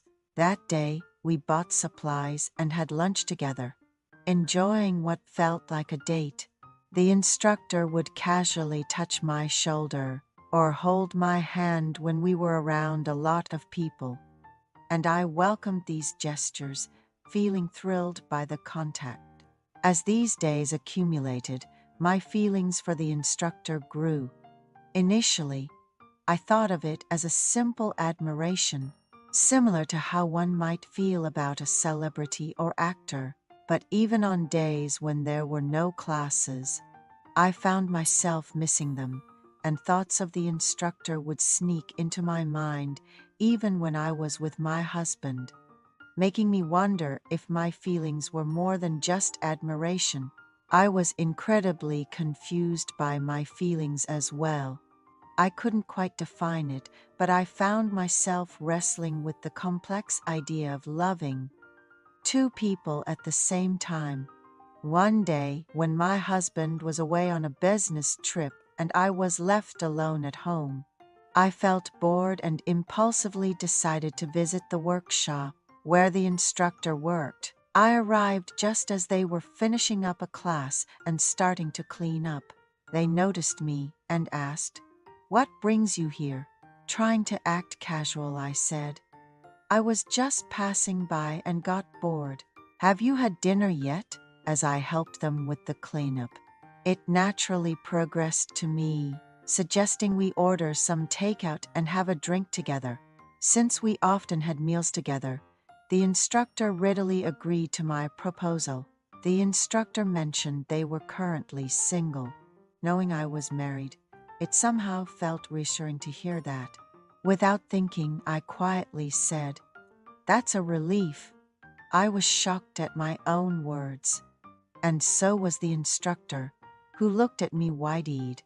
We just looked at each other, not saying anything, until the instructor broke the silence by asking, "What's a relief?" Flustered, I blurted out, "It was just something I said. It doesn't mean anything." The instructor then asked, "Really? It means nothing?" before finishing their drink. Not knowing how to respond, I just kept looking at the instructor. After finishing their drink, the instructor moved closer to me, and I found myself naturally drawn to them. That night, we ended up spending time together in the workshop. Even after that night, I continued attending the classes. The instructor began asking me to come in an hour early or stay back after class had ended, suggesting we spend a bit more time together. We also went on many dates under the pretext of buying supplies. It felt like the instructor and I naturally became closer. We drove to secluded spots and even visited restaurants. My husband had introduced me to just the two of us. This was during a time when my husband was deeply engrossed in his work, and I had become noticeably happier since starting my classes. So he was very supportive. In a way, I was comfortably engaging in an affair. Then one day, after feeling nauseous while eating, I took a pregnancy test and it came out positive. A doctor's visit confirmed I was 3 months pregnant, which meant the child was definitely my husband's, considering the timing of when I started attending the workshop. When I shared the news with my husband, he was overjoyed. He took me shopping for shoes and bags I had wanted, and even maternity clothes. Although it was still early, from the day he found out I was pregnant, he took over all the household chores, insisting I rest. Despite this, I continued to visit the workshop. Initially, I was just enjoying the dates, worried about possibly having a miscarriage again. As my pregnancy became more noticeable, the instructor started to find it odd. One day, they cautiously asked me if I was pregnant. I was so taken aback that I started crying. Without even understanding my own feelings, the instructor came over, hugged me, and comforted me. After a while, I told them, "This is as far as we go. We can't continue anymore." The instructor silently listened and then nodded in agreement. Honestly, I felt a mix of sadness and longing, so I hugged the instructor first. They accepted it silently. That was our last meeting, and we haven't seen each other since then. As I was leaving, the instructor said, "If you ever need me, for classes or otherwise, please come." I couldn't respond and just went home without looking back. Now, I'm in the final month of pregnancy and about to give birth. My husband is still treating me well, and I'm excited to finally become a mother. Our friends and family, hearing that we're having a child after 7 years of marriage, have been sending gifts and congratulations. I've been so happy that I barely remember the times when I was feeling down, but whenever I pass by the workshop, either with my husband or alone, a pang of longing hits me. It's not just once or twice that I've found myself circling the building, tempted to go in, only to head back home. I wonder what I'd even do if I went.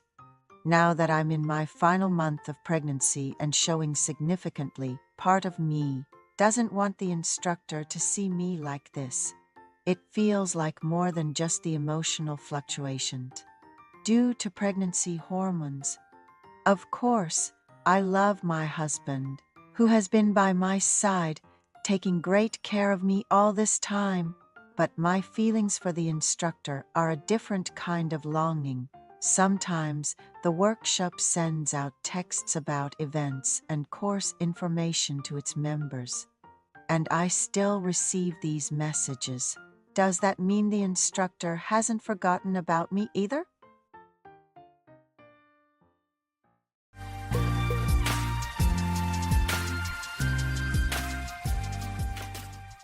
Are the girls ready yet? I asked my ex-wife rudely as I stood at her door, which used to be our door, to pick up my 13 and 12-year-old daughters for the weekend. Almost. How are you, Sam? Pauline asked, sounding almost genuinely concerned. I only get 2 days off a month. Make sure they're ready on time, I growled, ignoring her question. I'm trying, Sam, but you know how it is with them. You can give them a few extra minutes.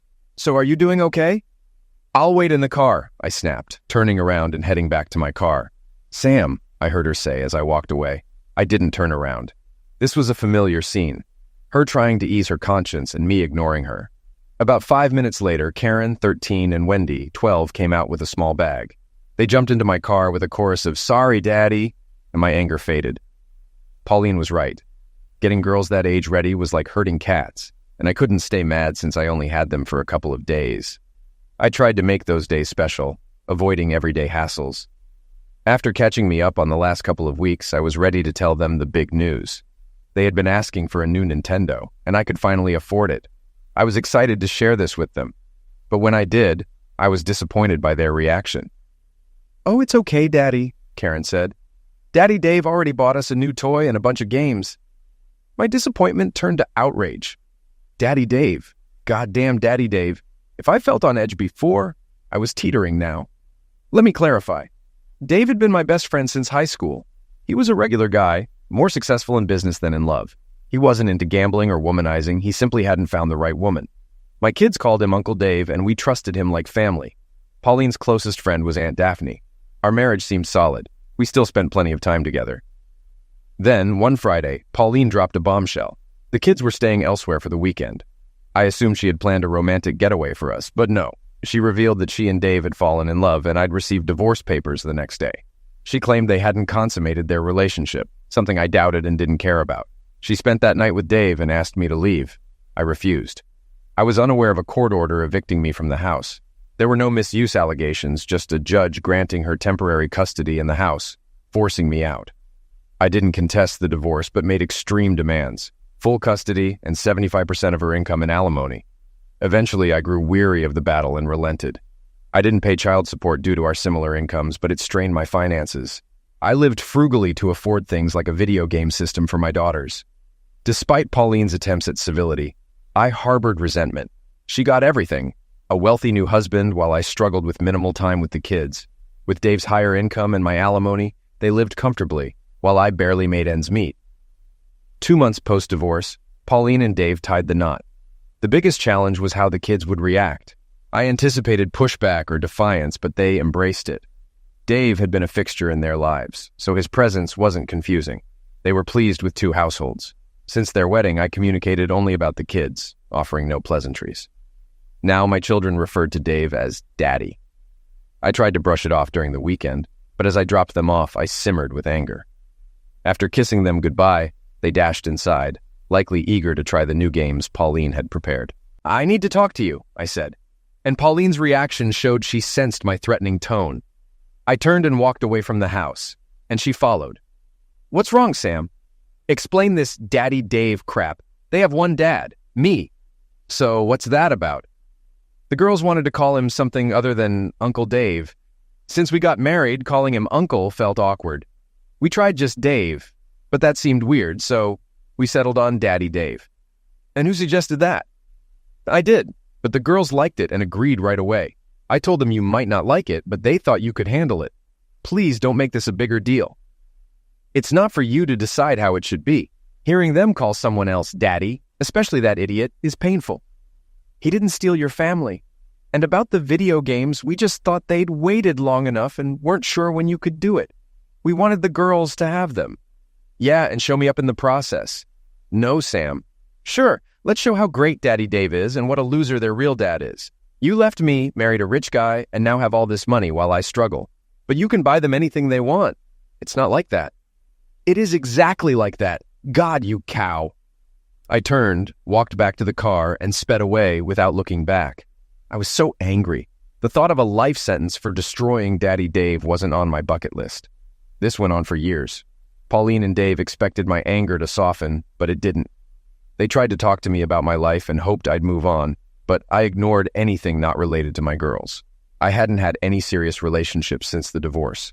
Money was tight, I distrusted women, and I was still furious. I stuck to one-night stands with no long-term prospects. Bitter, angry, and poor doesn't attract women. Counseling never crossed my mind. The last straw was the first weekend of June. School had just ended, and I was looking forward to a summer weekend with my girls. Karen, now 15, was mature and responsible, and Wendy was 14. I still cherished every moment with them. "Are the girls ready yet?" I asked as Pauline opened the door, repeating the same exchange we'd had for years. "They're not here, Sam," Pauline said, looking confused. "What do you mean they're not here?" I almost exploded. "They went to the beach with Finley for a week. They sent you a letter a week ago." "Yes," and I replied that it was my weekend and I'd be there to pick them up. "Did you let them go?" Of course. It's not my place to stop them. Why miss the opportunity to screw things up more? Tell them I'll be here to talk when they get back, I said, walking away again. That week went by in a blur. I was angry, hurt, and frustrated. I only got 4 days a month with my daughters, and I didn't want to lose any of that time. If only I had known. I returned the following Friday night to talk about them going out of town against my wishes. Since the divorce, I had only stopped by the house a few times, always at the girls' request. This time, I stepped into the living room, with Pauline and Dave watching from the kitchen. The girls were waiting for me, and I struggled to keep my composure. "Mom said you wanted to talk about our trip with Finley this week," Karen began. "We sent you a letter." I emailed back that it was my weekend and I expected you to be here. "Dad, we wanted to go. I didn't ask for permission." "What?" I nearly screamed. "You're not even 16. You need your parents' approval." "I got Mom's permission. She said we could go if I coordinated with you." "And you thought a letter was enough?" "Dad, I'm 15. We're not little kids anymore. We want to do things with our friends. I thought you'd understand." "Are you saying you'd rather be with your friends than with me?" "Dad, we're growing up and want to spend time with friends.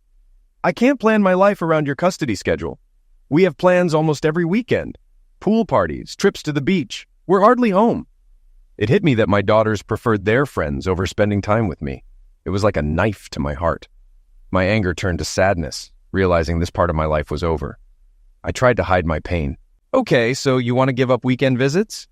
I thought I heard Pauline sigh, but the girls didn't react. "We're just really busy, Dad. That doesn't mean we don't love you." 4 days a month, and they couldn't even manage that. The rest of the time, they had Mom and Daddy Dave. There was no room for me anymore. I didn't expect my fatherhood to end when the girls became teenagers, but it did. "Sure, girls, we'll get the visits over with. Have fun." They hugged me and thanked me, then ran to their rooms. They had no idea what they'd done to me. My place in their lives was gone. I stood up and headed for the door. Pauline approached me. "Are you okay, Sam?" I tried to pull myself together, but I'm sure I failed. "Yeah, it's fine. I have opportunities I've been putting off. A buddy in North Carolina has been trying to get me out there for years." I headed for the exit, and Pauline quickly realized my words. "Wait, Sam, you didn't say you were moving to North Carolina, did you?" "Yes, why not? They haven't needed me for years, thanks to you. Now, they don't need me at all. This is the end result of what you set in motion, Pauline. There's nothing here for me anymore. You and Dave are their parents now. I'm out. Congratulations. You win." Tears filled my eyes. I needed to leave before I broke down. I quickly walked out and got into my car. It took me a moment to get the key into the lock. Maybe it was the tears that made it difficult. "Sam, wait!" Dave called out, placing a hand on my shoulder. I didn't respond. I just turned and punched him in the jaw, knocking him down, but not out. Pauline rushed to him while I fumbled with my keys. "Sam, don't do this. They're just at that age. They still love and need you, even if they don't realize it now. Leaving will devastate them." "What do you want me to do, Paulie? Sit in my crappy one-bedroom apartment hoping they'll make time for me? Or be their backup plan if there's nothing else to do?" "It won't be like that, Sam." "Of course it will. You heard them. All I looked forward to was their visits. Now that's gone, and you're breaking their hearts." "I doubt it, but at least I won't be the only one heartbroken anymore." They were relieved they didn't have to visit me. Honestly, they won't even notice I'm gone, at least for a while. "Sam, please don't do this. I never wanted this." "Maybe, maybe not. It doesn't matter. Maybe I'll see you again someday." I finally unlocked the car door. Dave got to his feet, both of them looking mournful. I got into the car and paused before closing the door. "Take care of my girls." They nodded slightly as I drove away. I hoped they wouldn't tell the girls. I didn't want them visiting out of pity or obligation. It was time to go our separate ways. Breaking up a family is like losing cherished dreams. Pauline and I envisioned growing old together, with visits from children and grandchildren. The end of my marriage shattered those dreams. I still hoped for future milestones like graduations and weddings, but they now felt distant. Maybe someday I'd reunite with the girls, but it felt like the end. I called my friend Tim, who offered me a job. The pay was better, and I'd continue paying child support, even though they didn't need it. I wanted to fulfill my obligations without the pain of being physically distant. I had my apartment lease terminated, packed my car, and drove to Durham. Tim set me up in his home services business, where I did repairs and pest control. Nights were tough, and I turned to drinking to cope. Tim's parties became a distraction, but my sadness lingered.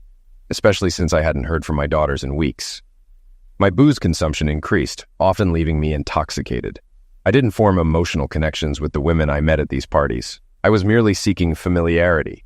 The routine persisted: drink, find a partner, pass out, and they'd leave by morning. Tim would provide breakfast, and I'd return home feeling miserable. Over time, I began forgetting my partner's names. The woman from Labor Day was unmemorable, and on Halloween, I couldn't even recognize her costume. Tim hosted a Veterans Day party shortly after Halloween, which everyone enjoyed. Thanksgiving approached, my first without my daughters, and I drank heavily. Before Thanksgiving, I finally heard from my girls, but it wasn't the reunion I anticipated. Karen called to suggest skipping our visit to go shopping with Finley, still unaware of my relocation. I didn't mention it and wished them a good time. Thanksgiving was lonely. I drank alone in my hotel room. Though Tim invited me over, I couldn't bear being around non-family. The next morning, I found several missed calls and texts, including a cheerful Thanksgiving message from my daughters and a voicemail from Pauline, which I reluctantly listened to. "Sam, it's Pauline. I know we haven't talked because I assumed that's what you wanted. But the holidays can be hard, so I wanted to check on you. The girls called you, but they don't realize you've moved. Please remember they're still kids and very busy. They love you very much. I know you don't want to talk to me, but please let me know you're okay. An email or text is fine. I'm sorry for how things turned out. Please let me know you're okay." I deleted all messages and emails, then quickly texted Pauline to let her know I was alive, though not okay. I didn't want to, but it was easier than ignoring her. Feeling down, I grabbed another beer. For weeks, I was either working, drinking, or passed out. As Christmas and New Year's approached, I felt even more depressed, knowing I'd celebrate without my girls for the first time. Finally, I got the call I'd been dreading. My daughters called about Christmas plans. We alternated holidays since the divorce, and this year I had Christmas Eve. They left a message to confirm. I took a couple of days to gather myself before calling back, but then Pauline called and left a voicemail, clearly annoyed. "Sam, it's Pauline. I hope you missed the girls' message and didn't ignore it. I told them you moved and they're hurt.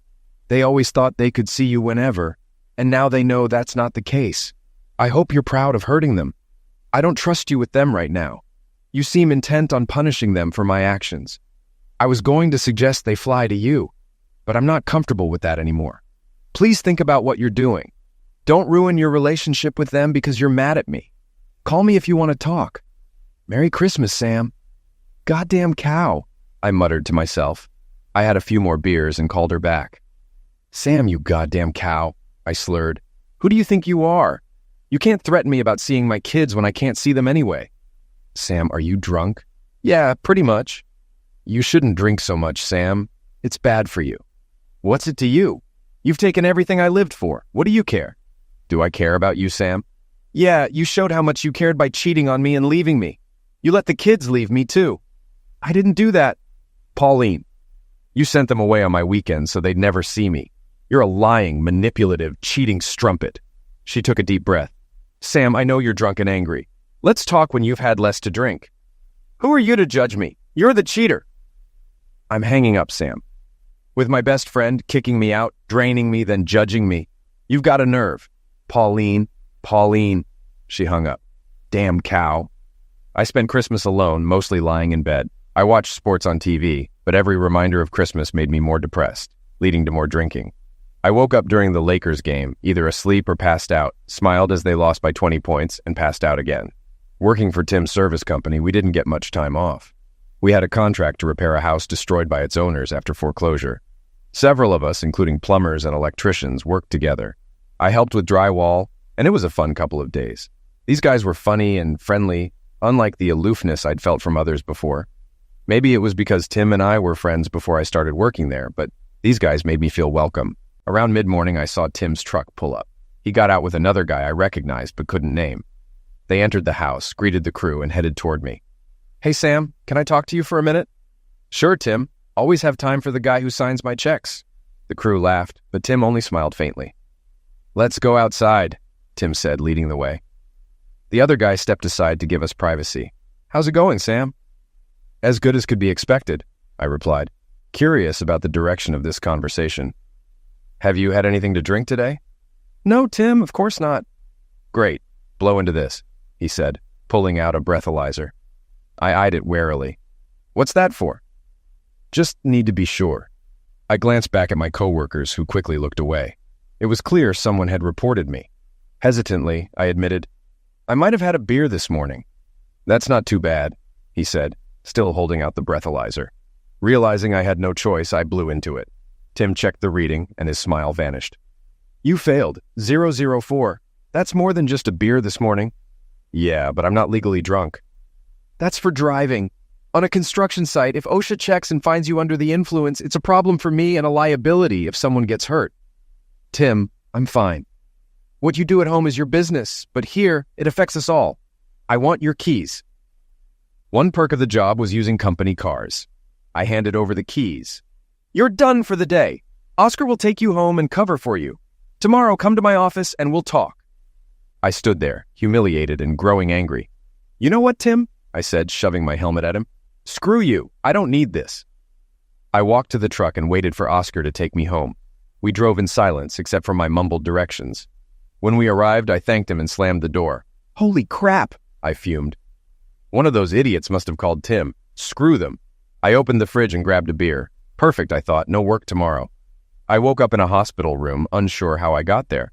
A nurse entered. Good. You're awake. What's wrong? I asked. The doctor will be here soon. She checked my vitals and left. A few minutes later, a young, attractive, Hispanic female doctor entered, reviewing my chart. Good afternoon, Mr. Beckman. How are you feeling?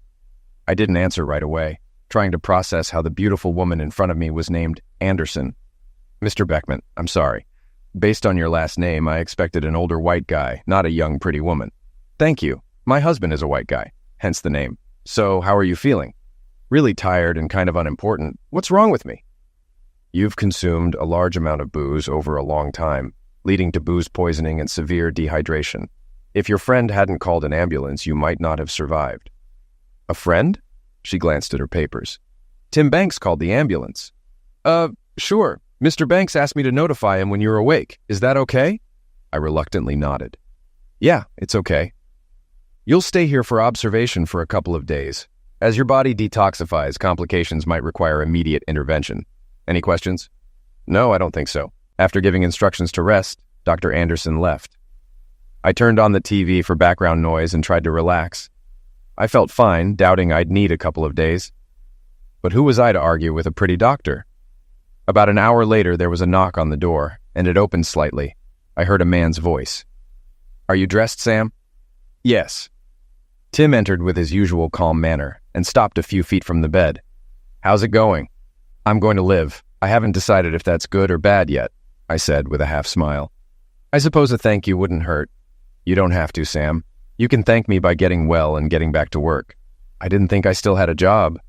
You think you're the first employee to tell me to back off? We've been friends for a long time, and I'm doing everything I can to help you through this. I don't agree with all your decisions, but my advice is to get off your back, get your crap together, and rebuild your relationship with your kids. Don't let what Pauline did ruin your life. I acknowledged he was correct. I was only injuring myself, perhaps the girls too. It was time to get my act together. Tim and I talked a while longer before he departed. Later that evening, I felt worse. The doctor attributed it to my body adjusting to sobriety after about 24 hours without booze. I realized how dismal that sounded. Despite surviving the night, I checked out of the hospital the next day with referrals for counseling, psychiatry, rehab, and AA, though I felt I had hit rock bottom and didn't need them. Tim's encouragement and my hospital stay were sufficient to set me on the right path. I took a few weeks off work, which I could afford, and returned feeling optimistic. The subsequent months were uneventful. I enjoyed Tim's Martin Luther King Jr. Day party without drinking, hesitant to test if I was a heavy drinker. I intended to resume beer eventually, but stuck to non-heavy drinker beverages for the time being. The monthly gatherings grew dull. They initially offered socializing opportunities, but I found drunken, anonymous revelry unfulfilling. Thus, I skipped the Valentine's Day party and opted for a hearty steak dinner instead. On March 1st, my life took a turn. While out running errands one Saturday, I witnessed a woman with dark blonde curls stumble and injure her ankle on the sidewalk. Though others nearby ignored her, I hurried over to assist. "Are you okay?" I asked, knowing it was a silly question. Tears formed in her pale blue eyes as she looked up. "I think I sprained my ankle." We need to get you to the trauma center. I can call an ambulance or I can drive you myself if you prefer. I don't want to impose. It's no imposition. You just made my day more interesting. I'm Sam, by the way. Okay, if you're sure. Nice to meet you, Sam. I'm Holly. I helped her up and noticed she was pregnant. Oh yes, about 4 months, she confirmed. Then let's hurry. I picked her up, carried her to my truck, and drove to the emergency room. Inside, I got a wheelchair for Holly and helped her into it. She was taken straight to a room, and I waited in the lobby for 4 hours, playing games and browsing the web on my phone. I expected she would call her husband and I could leave, but no one came. Eventually, Holly came out in a wheelchair, pushed by a nurse in light blue scrubs. Holly was talking about getting a cab, but the nurse seemed to know I was waiting. When Holly saw me, she smiled brightly. The nurse nudged her towards me, and I helped her into my truck. I thanked the nurse, even though she had already turned away and then got into the driver's seat. I didn't expect you to still be here. I was waiting for your husband, but when no one came, I stayed. I don't have a husband. It's just me and my mom, and she's out of town. Did you call her? She'd just worry and rush back. I'll be fine. Since you've been waiting so long, could you give me a ride to my car? I looked at her bandaged ankle. Holly, I don't think you can drive with that ankle. Oh, Sam, I didn't even think of that. Let me take you to my house and we'll figure out how to get your car. That's very generous, Sam, but I've already taken up a lot of your time. I enjoy it. It's more interesting than sitting at home watching TV. I'd be happy to keep helping if you don't mind. Thanks, Sam. She gave me directions to her house. I carried Holly from the truck into her home. As I headed toward the couch, she stopped me. Sam, I really need the restroom. Do you mind? I followed her directions and placed her in front of the restroom, waiting nearby. I ordered an Uber while I waited. She called out and I found her up and dressed. I carried her to the couch. What now? She asked. I need to pick up your car. It's illegal to park there overnight. How are you going to do that? I ordered an Uber to get it. Can I borrow your keys? You've done so much for me, but I appreciate it. She handed me the keys, giving me the license plate number and parking spot. As I waited for my ride, I stopped at the doorstep. Holly, will you have dinner with me tonight? I'd love to, Sam, she smiled, but I can't go anywhere. I'll grab something while picking up your car and we'll eat here. I was about to leave when she spoke softly. Sam? I turned to her, seeing a serious expression. You remember I'm pregnant, right? Yes, Holly, I remember. It's just that many men aren't interested in an instant family. I wanted to make sure you knew. Of course, we just met, and there's a lot to learn about each other. But your pregnancy isn't a problem. Okay, Sam, I just wanted to be sure you understand. I understand, I said with a smile. I'll be back with your car keys. I waited for my Uber, which arrived about 10 minutes later. The ride was uneventful, and I found her car easily. I picked up Italian food nearby and returned to Holly's house around 7 p.m. She had changed into a dress. I wanted to look nice for our first date. You looked great before, but you still look better, I said. She smiled as I set the food on the table. By the time I came back, she was on her feet with crutches. I moved to help her, but she stopped me. I need to practice. Mom won't be home for a few days. I motioned her to a chair and she sat down, smelling of freshly applied perfume. You look and smell wonderful, Holly. I suddenly feel underdressed. Oh, you look fine. I don't like men who are too frou-frou. We chatted about everything. I told her about my job at Tim's company, Durham Commercial Services, and she shared about her part-time job at a local car dealership. Her mom worked as a legal secretary. Holly's father left when she was 5, and she hasn't seen him since. She was an only child. I told her about my failed marriage. She was shocked by what Pauline had done, but didn't seem pleased with my handling of the Karen and Wendy situation. Saying it out loud, I realized I wasn't pleased with myself either. Pauline was right. They were just acting like teenagers, and I needed to act like an adult. I had to figure out how to fix it. I purposely refrained from asking Holly about her 4-month pregnancy, sans a partner. It wasn't my place, and I aimed to avoid any appearance of judgment. Stepping outside to give her privacy during her call with her mother, I admired the serene night, pondering over Holly's situation. Since my divorce, I hadn't pursued a long-term relationship, but perhaps it was time to reconsider. Did I want to be perpetually alone due to my ex's infidelity? Addressing the emotions stemming from my past marriage was imperative. After her call, Holly signaled for me to return inside, expressing gratitude for the privacy. We spent the evening chatting on the couch, deliberately avoiding the topic of her pregnancy. As the night progressed, our yawns hinted it was time to retire. Accompanied by her crutches, she escorted me to the door, where we shared a brief kiss and made plans for Sunday. Driving home, I felt elated, and I slept soundly. The next morning, I arrived at Holly's with breakfast from a nearby cafe. Knocking on the door, I waited as she answered, clearly just rising from bed. "Do you really get up this early every morning?" she asked, squinting and smiling. "Construction starts early. I've been waiting for a decent hour." "Well, you brought breakfast, so you're forgiven." We shared another brief kiss, and I made breakfast while she settled into a chair. She loved the food, as I knew she would. I suggested we spend the day exploring the countryside since I hadn't seen much of North Carolina, apart from work and Tim's parties. It was a beautiful day, and we had a great time. We visited a museum that had motorized carts, so Holly didn't have to walk much. We had lunch at a small local diner and spent hours relaxing in a park. Holly often made light physical contact with me, which felt nice. By the time we got back to her place, she was very tired and her leg hurt. I helped her take a bath, covering the brace with plastic, and then helped her into bed. We agreed I would come over after work the next evening. I brought tacos from a local taqueria, and we talked while I gave her a foot massage. She soon dozed off. I tucked her into bed and prepared to leave. As I was leaving, she sleepily thanked me for coming and mentioned that her mother was coming home the next day. I figured she was letting me know she wouldn't need my help as much once her mother returned. The next night, I was in my apartment, preparing to watch a World War II documentary and forcing myself to eat a frozen meal. What exactly is Salisbury steak? Then the phone rang. "Hello?" "Where are you?" Holly's sweet voice asked. "I'm home. Why aren't you here? I thought you were coming." "I thought you didn't want me there since your mom was coming home." "You reminded me of that last night," I replied, feeling a bit embarrassed. "Men, I told you so. You'd be ready to meet her. We've been waiting for you." "Okay, I'm on my way." Holly met me at the door with a lingering kiss and put her arms around my neck. I could get used to this, I thought. Inside, her mom, Barbara, was setting the dining table. They looked almost like twins, except Barbara's blonde curls were more groomed. She was fit and only slightly heavier than Holly. When I moved for a handshake, she hugged me tightly and kissed my cheek. "I'm so happy to meet you, Sam. Holly has told me so much about you." "It's my pleasure, Miss Allison." "Call me Barbara. And for the record, Allison is Holly's last name, not mine. Mine is Smith, from my third husband. I don't plan on a fourth." Holly rolled her eyes at her mom's revelation, which was helpful. Since the food was ready, I washed my hands and we sat down to eat. Barbara had made delicious stuffed pasta and garlic bread. "I'm sorry for the confusion, Barbara. I thought Holly meant I wasn't expected since you were coming home." "It's okay, Sam. Misunderstandings happen. I was just happy to meet Holly's new boyfriend." I glanced at Holly, who smiled at me. "She's told me quite a bit about you. I understand you're in construction?" "I work for Durham Commercial Services.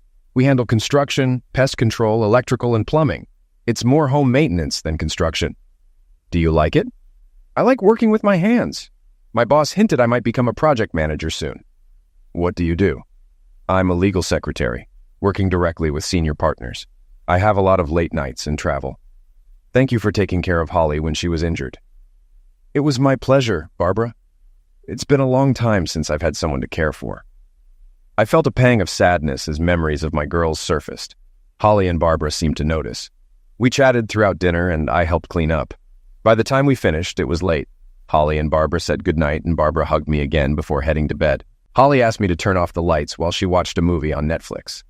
We lay down together on a deep couch, with me behind her. It was a romantic movie, but I focused on the beautiful woman in front of me. Soon, we made love. The credits were rolling, and we lay happily together. Minutes passed, and we both drifted to sleep. I woke up about an hour later. "You should probably get going. You have work tomorrow." Holly broke the silence. I knew she was right, but I didn't want to leave. I was willing to get up early and go home before work if needed. We walked to the front door. "I'll see you tomorrow." As I drove away, I saw her still standing in the doorway, waving. Last night felt like an exploration to see how we fit together. I didn't want to leave again, so I brought a change of clothes for tomorrow, just in case. I wouldn't mention it to Holly unless it came up. Barbara met me at the door, and I joined Holly on the couch. When Barbara called us to dinner, there were only 2 plates. Holly and I sat down, and Barbara excused herself, returning 30 minutes later looking ready for a night out. "If Holly didn't mention, I have a date tonight. I'll be back in the morning. Have a nice evening." I'd been at the construction site for a little over 2 weeks since Holly fell. We spent almost every night together, though some nights were just sleeping because I was overworking myself. Events repeated as Tim and Oscar drove up to the site together. I glanced around to see if anyone looked guilty of snitching on me, but nothing seemed unusual. I wasn't worried since I hadn't had a drink since the hospital, but I was annoyed at another attempt to snitch. Tim headed to the house where we were working, and Oscar waited by the truck. Tim praised the workers and then approached me. "Got a minute, Sam?" I nodded and followed him, expecting trouble. "No trouble, Sam. I was visiting sites and wanted to check in. You haven't been to the last couple of parties, which I get, and I just wanted to see how you're doing." "I'm doing great, Tim. I've started seeing someone." "That's great, Sam. Any luck with the kids?" "I'll need some time off to fly down and see them." "Just let me know when and for how long, and I'll make sure you're covered. I'll check flights tonight and let you know." I flew out the following Tuesday, assuming the girls might not be home over the weekend. Hoping to keep them overnight, I splurged on a nicer hotel room with 2 double beds, determined to repair our relationship. As the plane flew through the clouds, I thought about Holly and our goodbye. She helped me book flights and pack. She was getting around better, but I still carried her up the stairs to my apartment, and for the first time, we made love in my bed. We returned to her house when it was time for me to leave for the airport. She said goodbye at the door. "I'm going to miss you, Sam." "Yep, I love you." She looked worried as she said she loved me for the first time. She shouldn't have worried. I lifted her chin to look into her eyes. "I love you too, Hollywood. I'll be back as soon as I can." She smiled broadly, hugged me again, and then I left. The warm feeling stayed with me all the way to Austin. My flight landed in the afternoon. I grabbed a bite to eat, checked into the hotel, and bought a few things for my stay. I waited, knowing the girls would come home from school around 4:30. I assumed they still did homework until dinner, sticking with that assumption until I found out otherwise. I pulled up to the house in my rental car at 5:15. Pauline's Toyota and an old Nissan were in the driveway, but Dave's car was missing, likely still at work. No one came out as I walked up, so I knocked on the door. A voice called out, "Coming?" and Pauline appeared. She looked as beautiful as ever, but I realized I had no feelings for her anymore. She hugged me tightly, surprising me. "Sam, oh my God, you're back. The girls will love it," she said. "No, Pauline, I haven't moved back. I flew in to see the girls." She looked disappointed, likely for the girls' sake. "Oh, they're working on their homework. I'll get them." "Wait, Pauline, I need to tell you something first." She closed the door and listened, looking alarmed. "I'm sorry for how I spoke to you on the phone. I was hurt and angry," I said. "You were drunk," she added. "Yes, I was. I couldn't take care of myself, let alone the girls. You didn't deserve that, and I wanted to apologize." "Thank you, Sam. I appreciate it. It's been hard for everyone. Are you here long?" "I'm flying out Sunday. I was hoping the girls could stay with me for a few days." "Why not for the whole time? I'll pack for them." "Thank you, Pauline. Can you come over tomorrow to talk after you take the girls to school? Just us."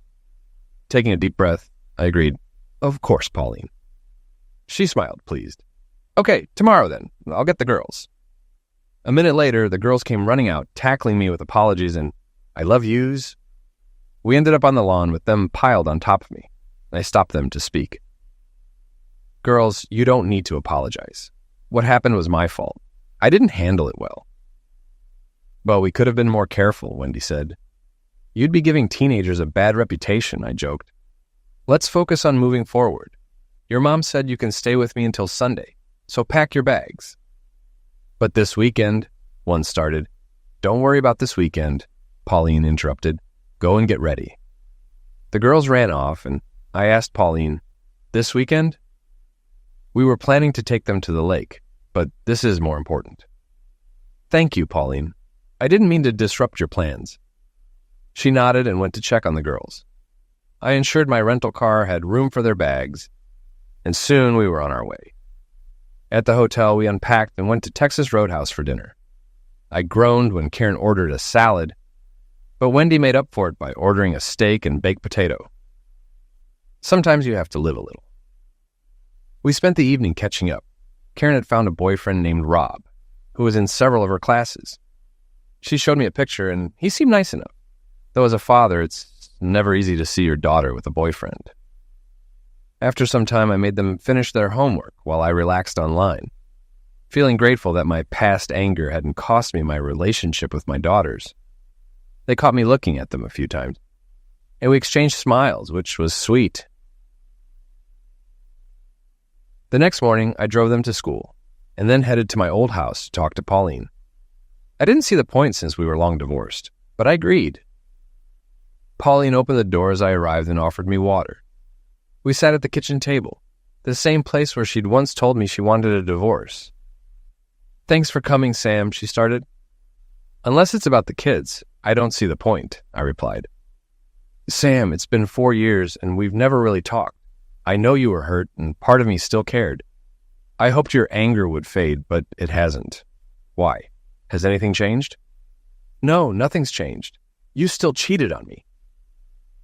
She tried to interrupt, but I stopped her. "Whether you had physical engaging with him before or after serving me, you still cheated.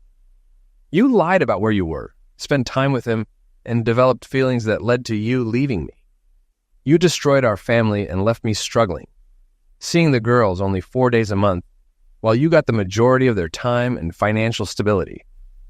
Sam, I didn't marry David for the money. We love each other and are happy.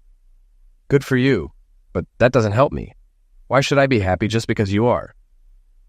I wanted you to know I didn't divorce you to hurt you or for money. It just happened. Great. I'm glad ruining my life didn't trouble you too much. See, you always twist things to make me seem evil. That's not what it's about. Whether you intended to or not, you knew it would happen.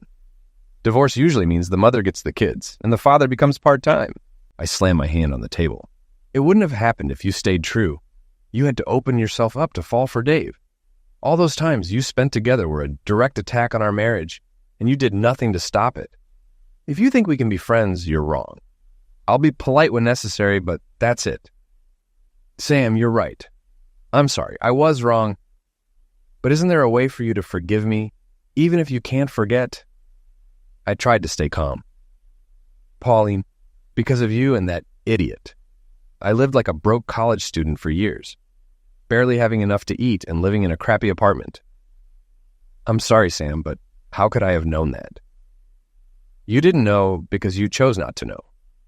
You knew my income, where I lived, and the rent was on the website. You knew how much child support you were getting. It was simple math, Pauline.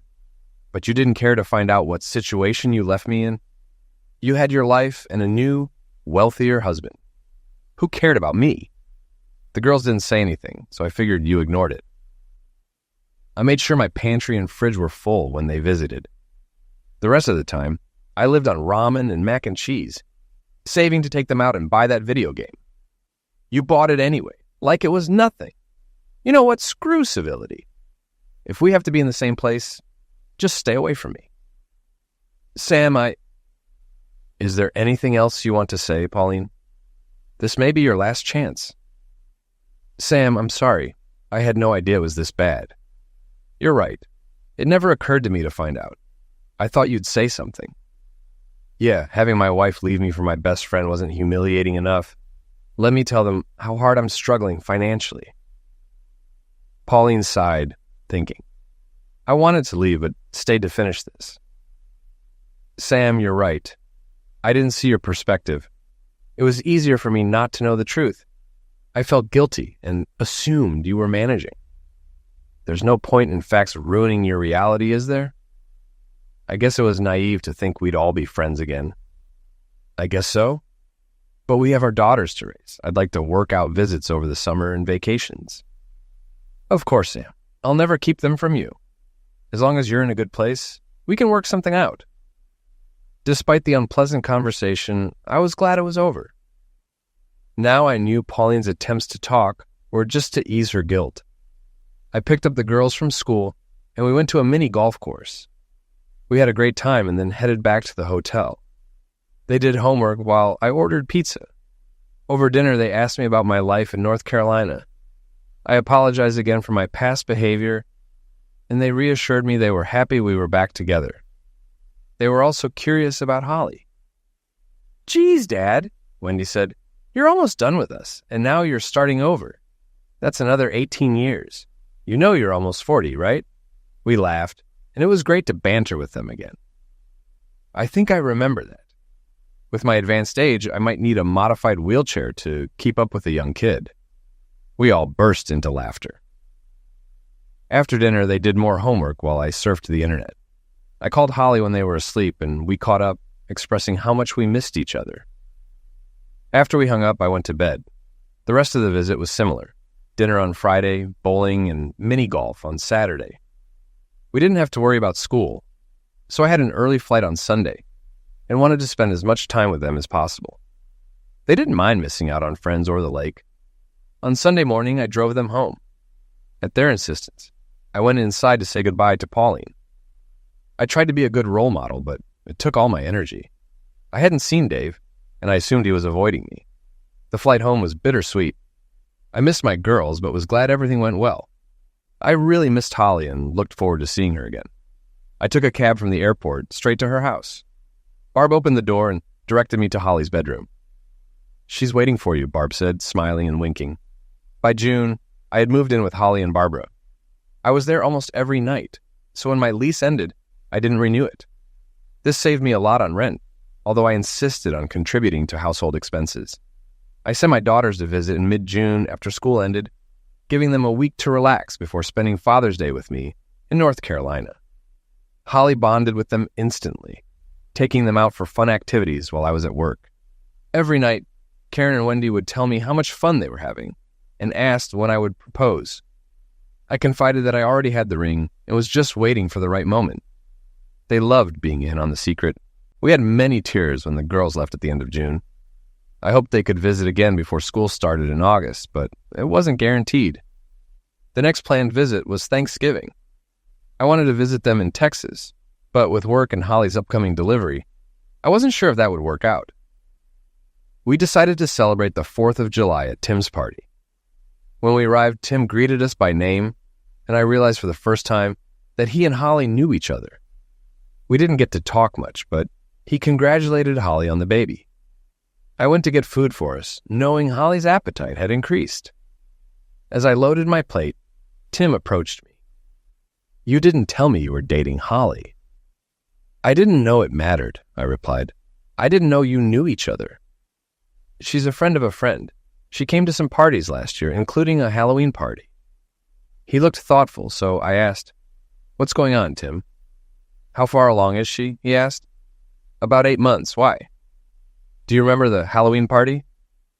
"Not much. I was still drinking then. Why?" "I saw you go into a spare bedroom with Holly that night. She was dressed as Wonder Woman with a dark wig and a mask." I paused, remembering that night. "Okay, let's say you're right. So what?" "Sam, this could be your baby." Tim's words hit me hard. Holly and I hadn't discussed our pasts much. It was time to do that. I set the food aside and found Holly. Seeing the look on my face, she became worried. "Sam, what's wrong?" she asked as I sat her down. "Holly, I never asked about how you got pregnant. I thought it was your business, but now I feel I need to ask." "I've always considered it my business. Why do you need to know?" "Do you trust me, Holly?" "Completely, Sam, with my life. I promise I'll explain, but first, can you tell me what happened?" She paused, then continued. "Terry had broken up with me a few months before. We'd been together for years, and he kept saying he didn't need a marriage certificate to commit. He left me for a 20-year-old blonde with fake bosom. It was devastating." "What did you do?"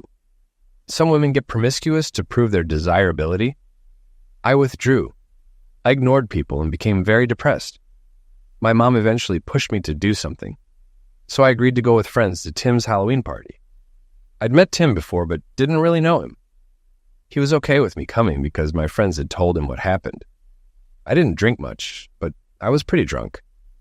There was this guy at the party, and I was pretty desiring, and we ended up in one of the bedrooms. He's the father of my baby. I'm sorry, Sam, I never wanted to tell you about this." "It's okay, Holly, I understand. But this has a point. Are you sure he's the father? Was there anyone else around that time?" She looked curious, but answered, "No, Sam, I haven't been with anyone else since Terry broke up with me, until our first time together." "What did this guy look like?" "I don't really know. He was taller than me and in good shape. We were all in costumes and masks. What kind of costume? Sam, why does this matter? Please, Holly, it's important. He was wearing a Scottish costume with a loose white shirt and a kilt. He had a beret and a set of kids' plastic bagpipes. I showed her a picture on my phone. Did he look like this? Her eyes widened and she jumped up. This is him. Why do you have his picture? Babe, I needed to be sure before I said anything. What are you sure about? Holly, the person in this picture is me. She looked stunned and collapsed into a chair. Tim took a picture of me at the party last year. Holly, I think the baby you're carrying is mine. She stared at me, then looked down at her stomach and back at me. Is it your baby? Looks like it. Oh my God. Sam, wishes really do come true. What? I asked, confused. Since I met you, I wanted it to be your baby, not some random stranger's. I know that didn't matter to you, and that's one of the reasons I love you so much. But I wanted it to be our baby in every way. And now it is. Oh, Sam, I'm so happy. And Holly and I got married at the courthouse a few weeks before Ashley Barbara Beckman was born. After Holly recovered from childbirth, we threw a big party. Barbara surprised everyone by marrying one of the firm's partners and retiring to travel in an RV. She confided in me that she was waiting for Holly to decide on her next steps. Eventually, she narrowed down her dating pool to one person. With nothing tying us to North Carolina but my job, we moved to Texas to be closer to my daughters. I landed a better-paying job thanks to my experience with Tim, allowing Holly to stay home full-time with our growing family. During my time in North Carolina, Tim didn't settle down with anyone long-term. Back in Texas after 2 years, we attended a wedding where we met a bride we didn't know. By the time I returned to Austin, Karen was starting college at UT, and Wendy was finishing high school. She had options for college, and I supported her decisions. Pauline and Dave hit a rough patch, possibly due to trust issues stemming from Pauline's past infidelity. It coincided with Karen leaving for college, leading Dave to have more free time. While I didn't dwell on their problems, part of me saw it as karma.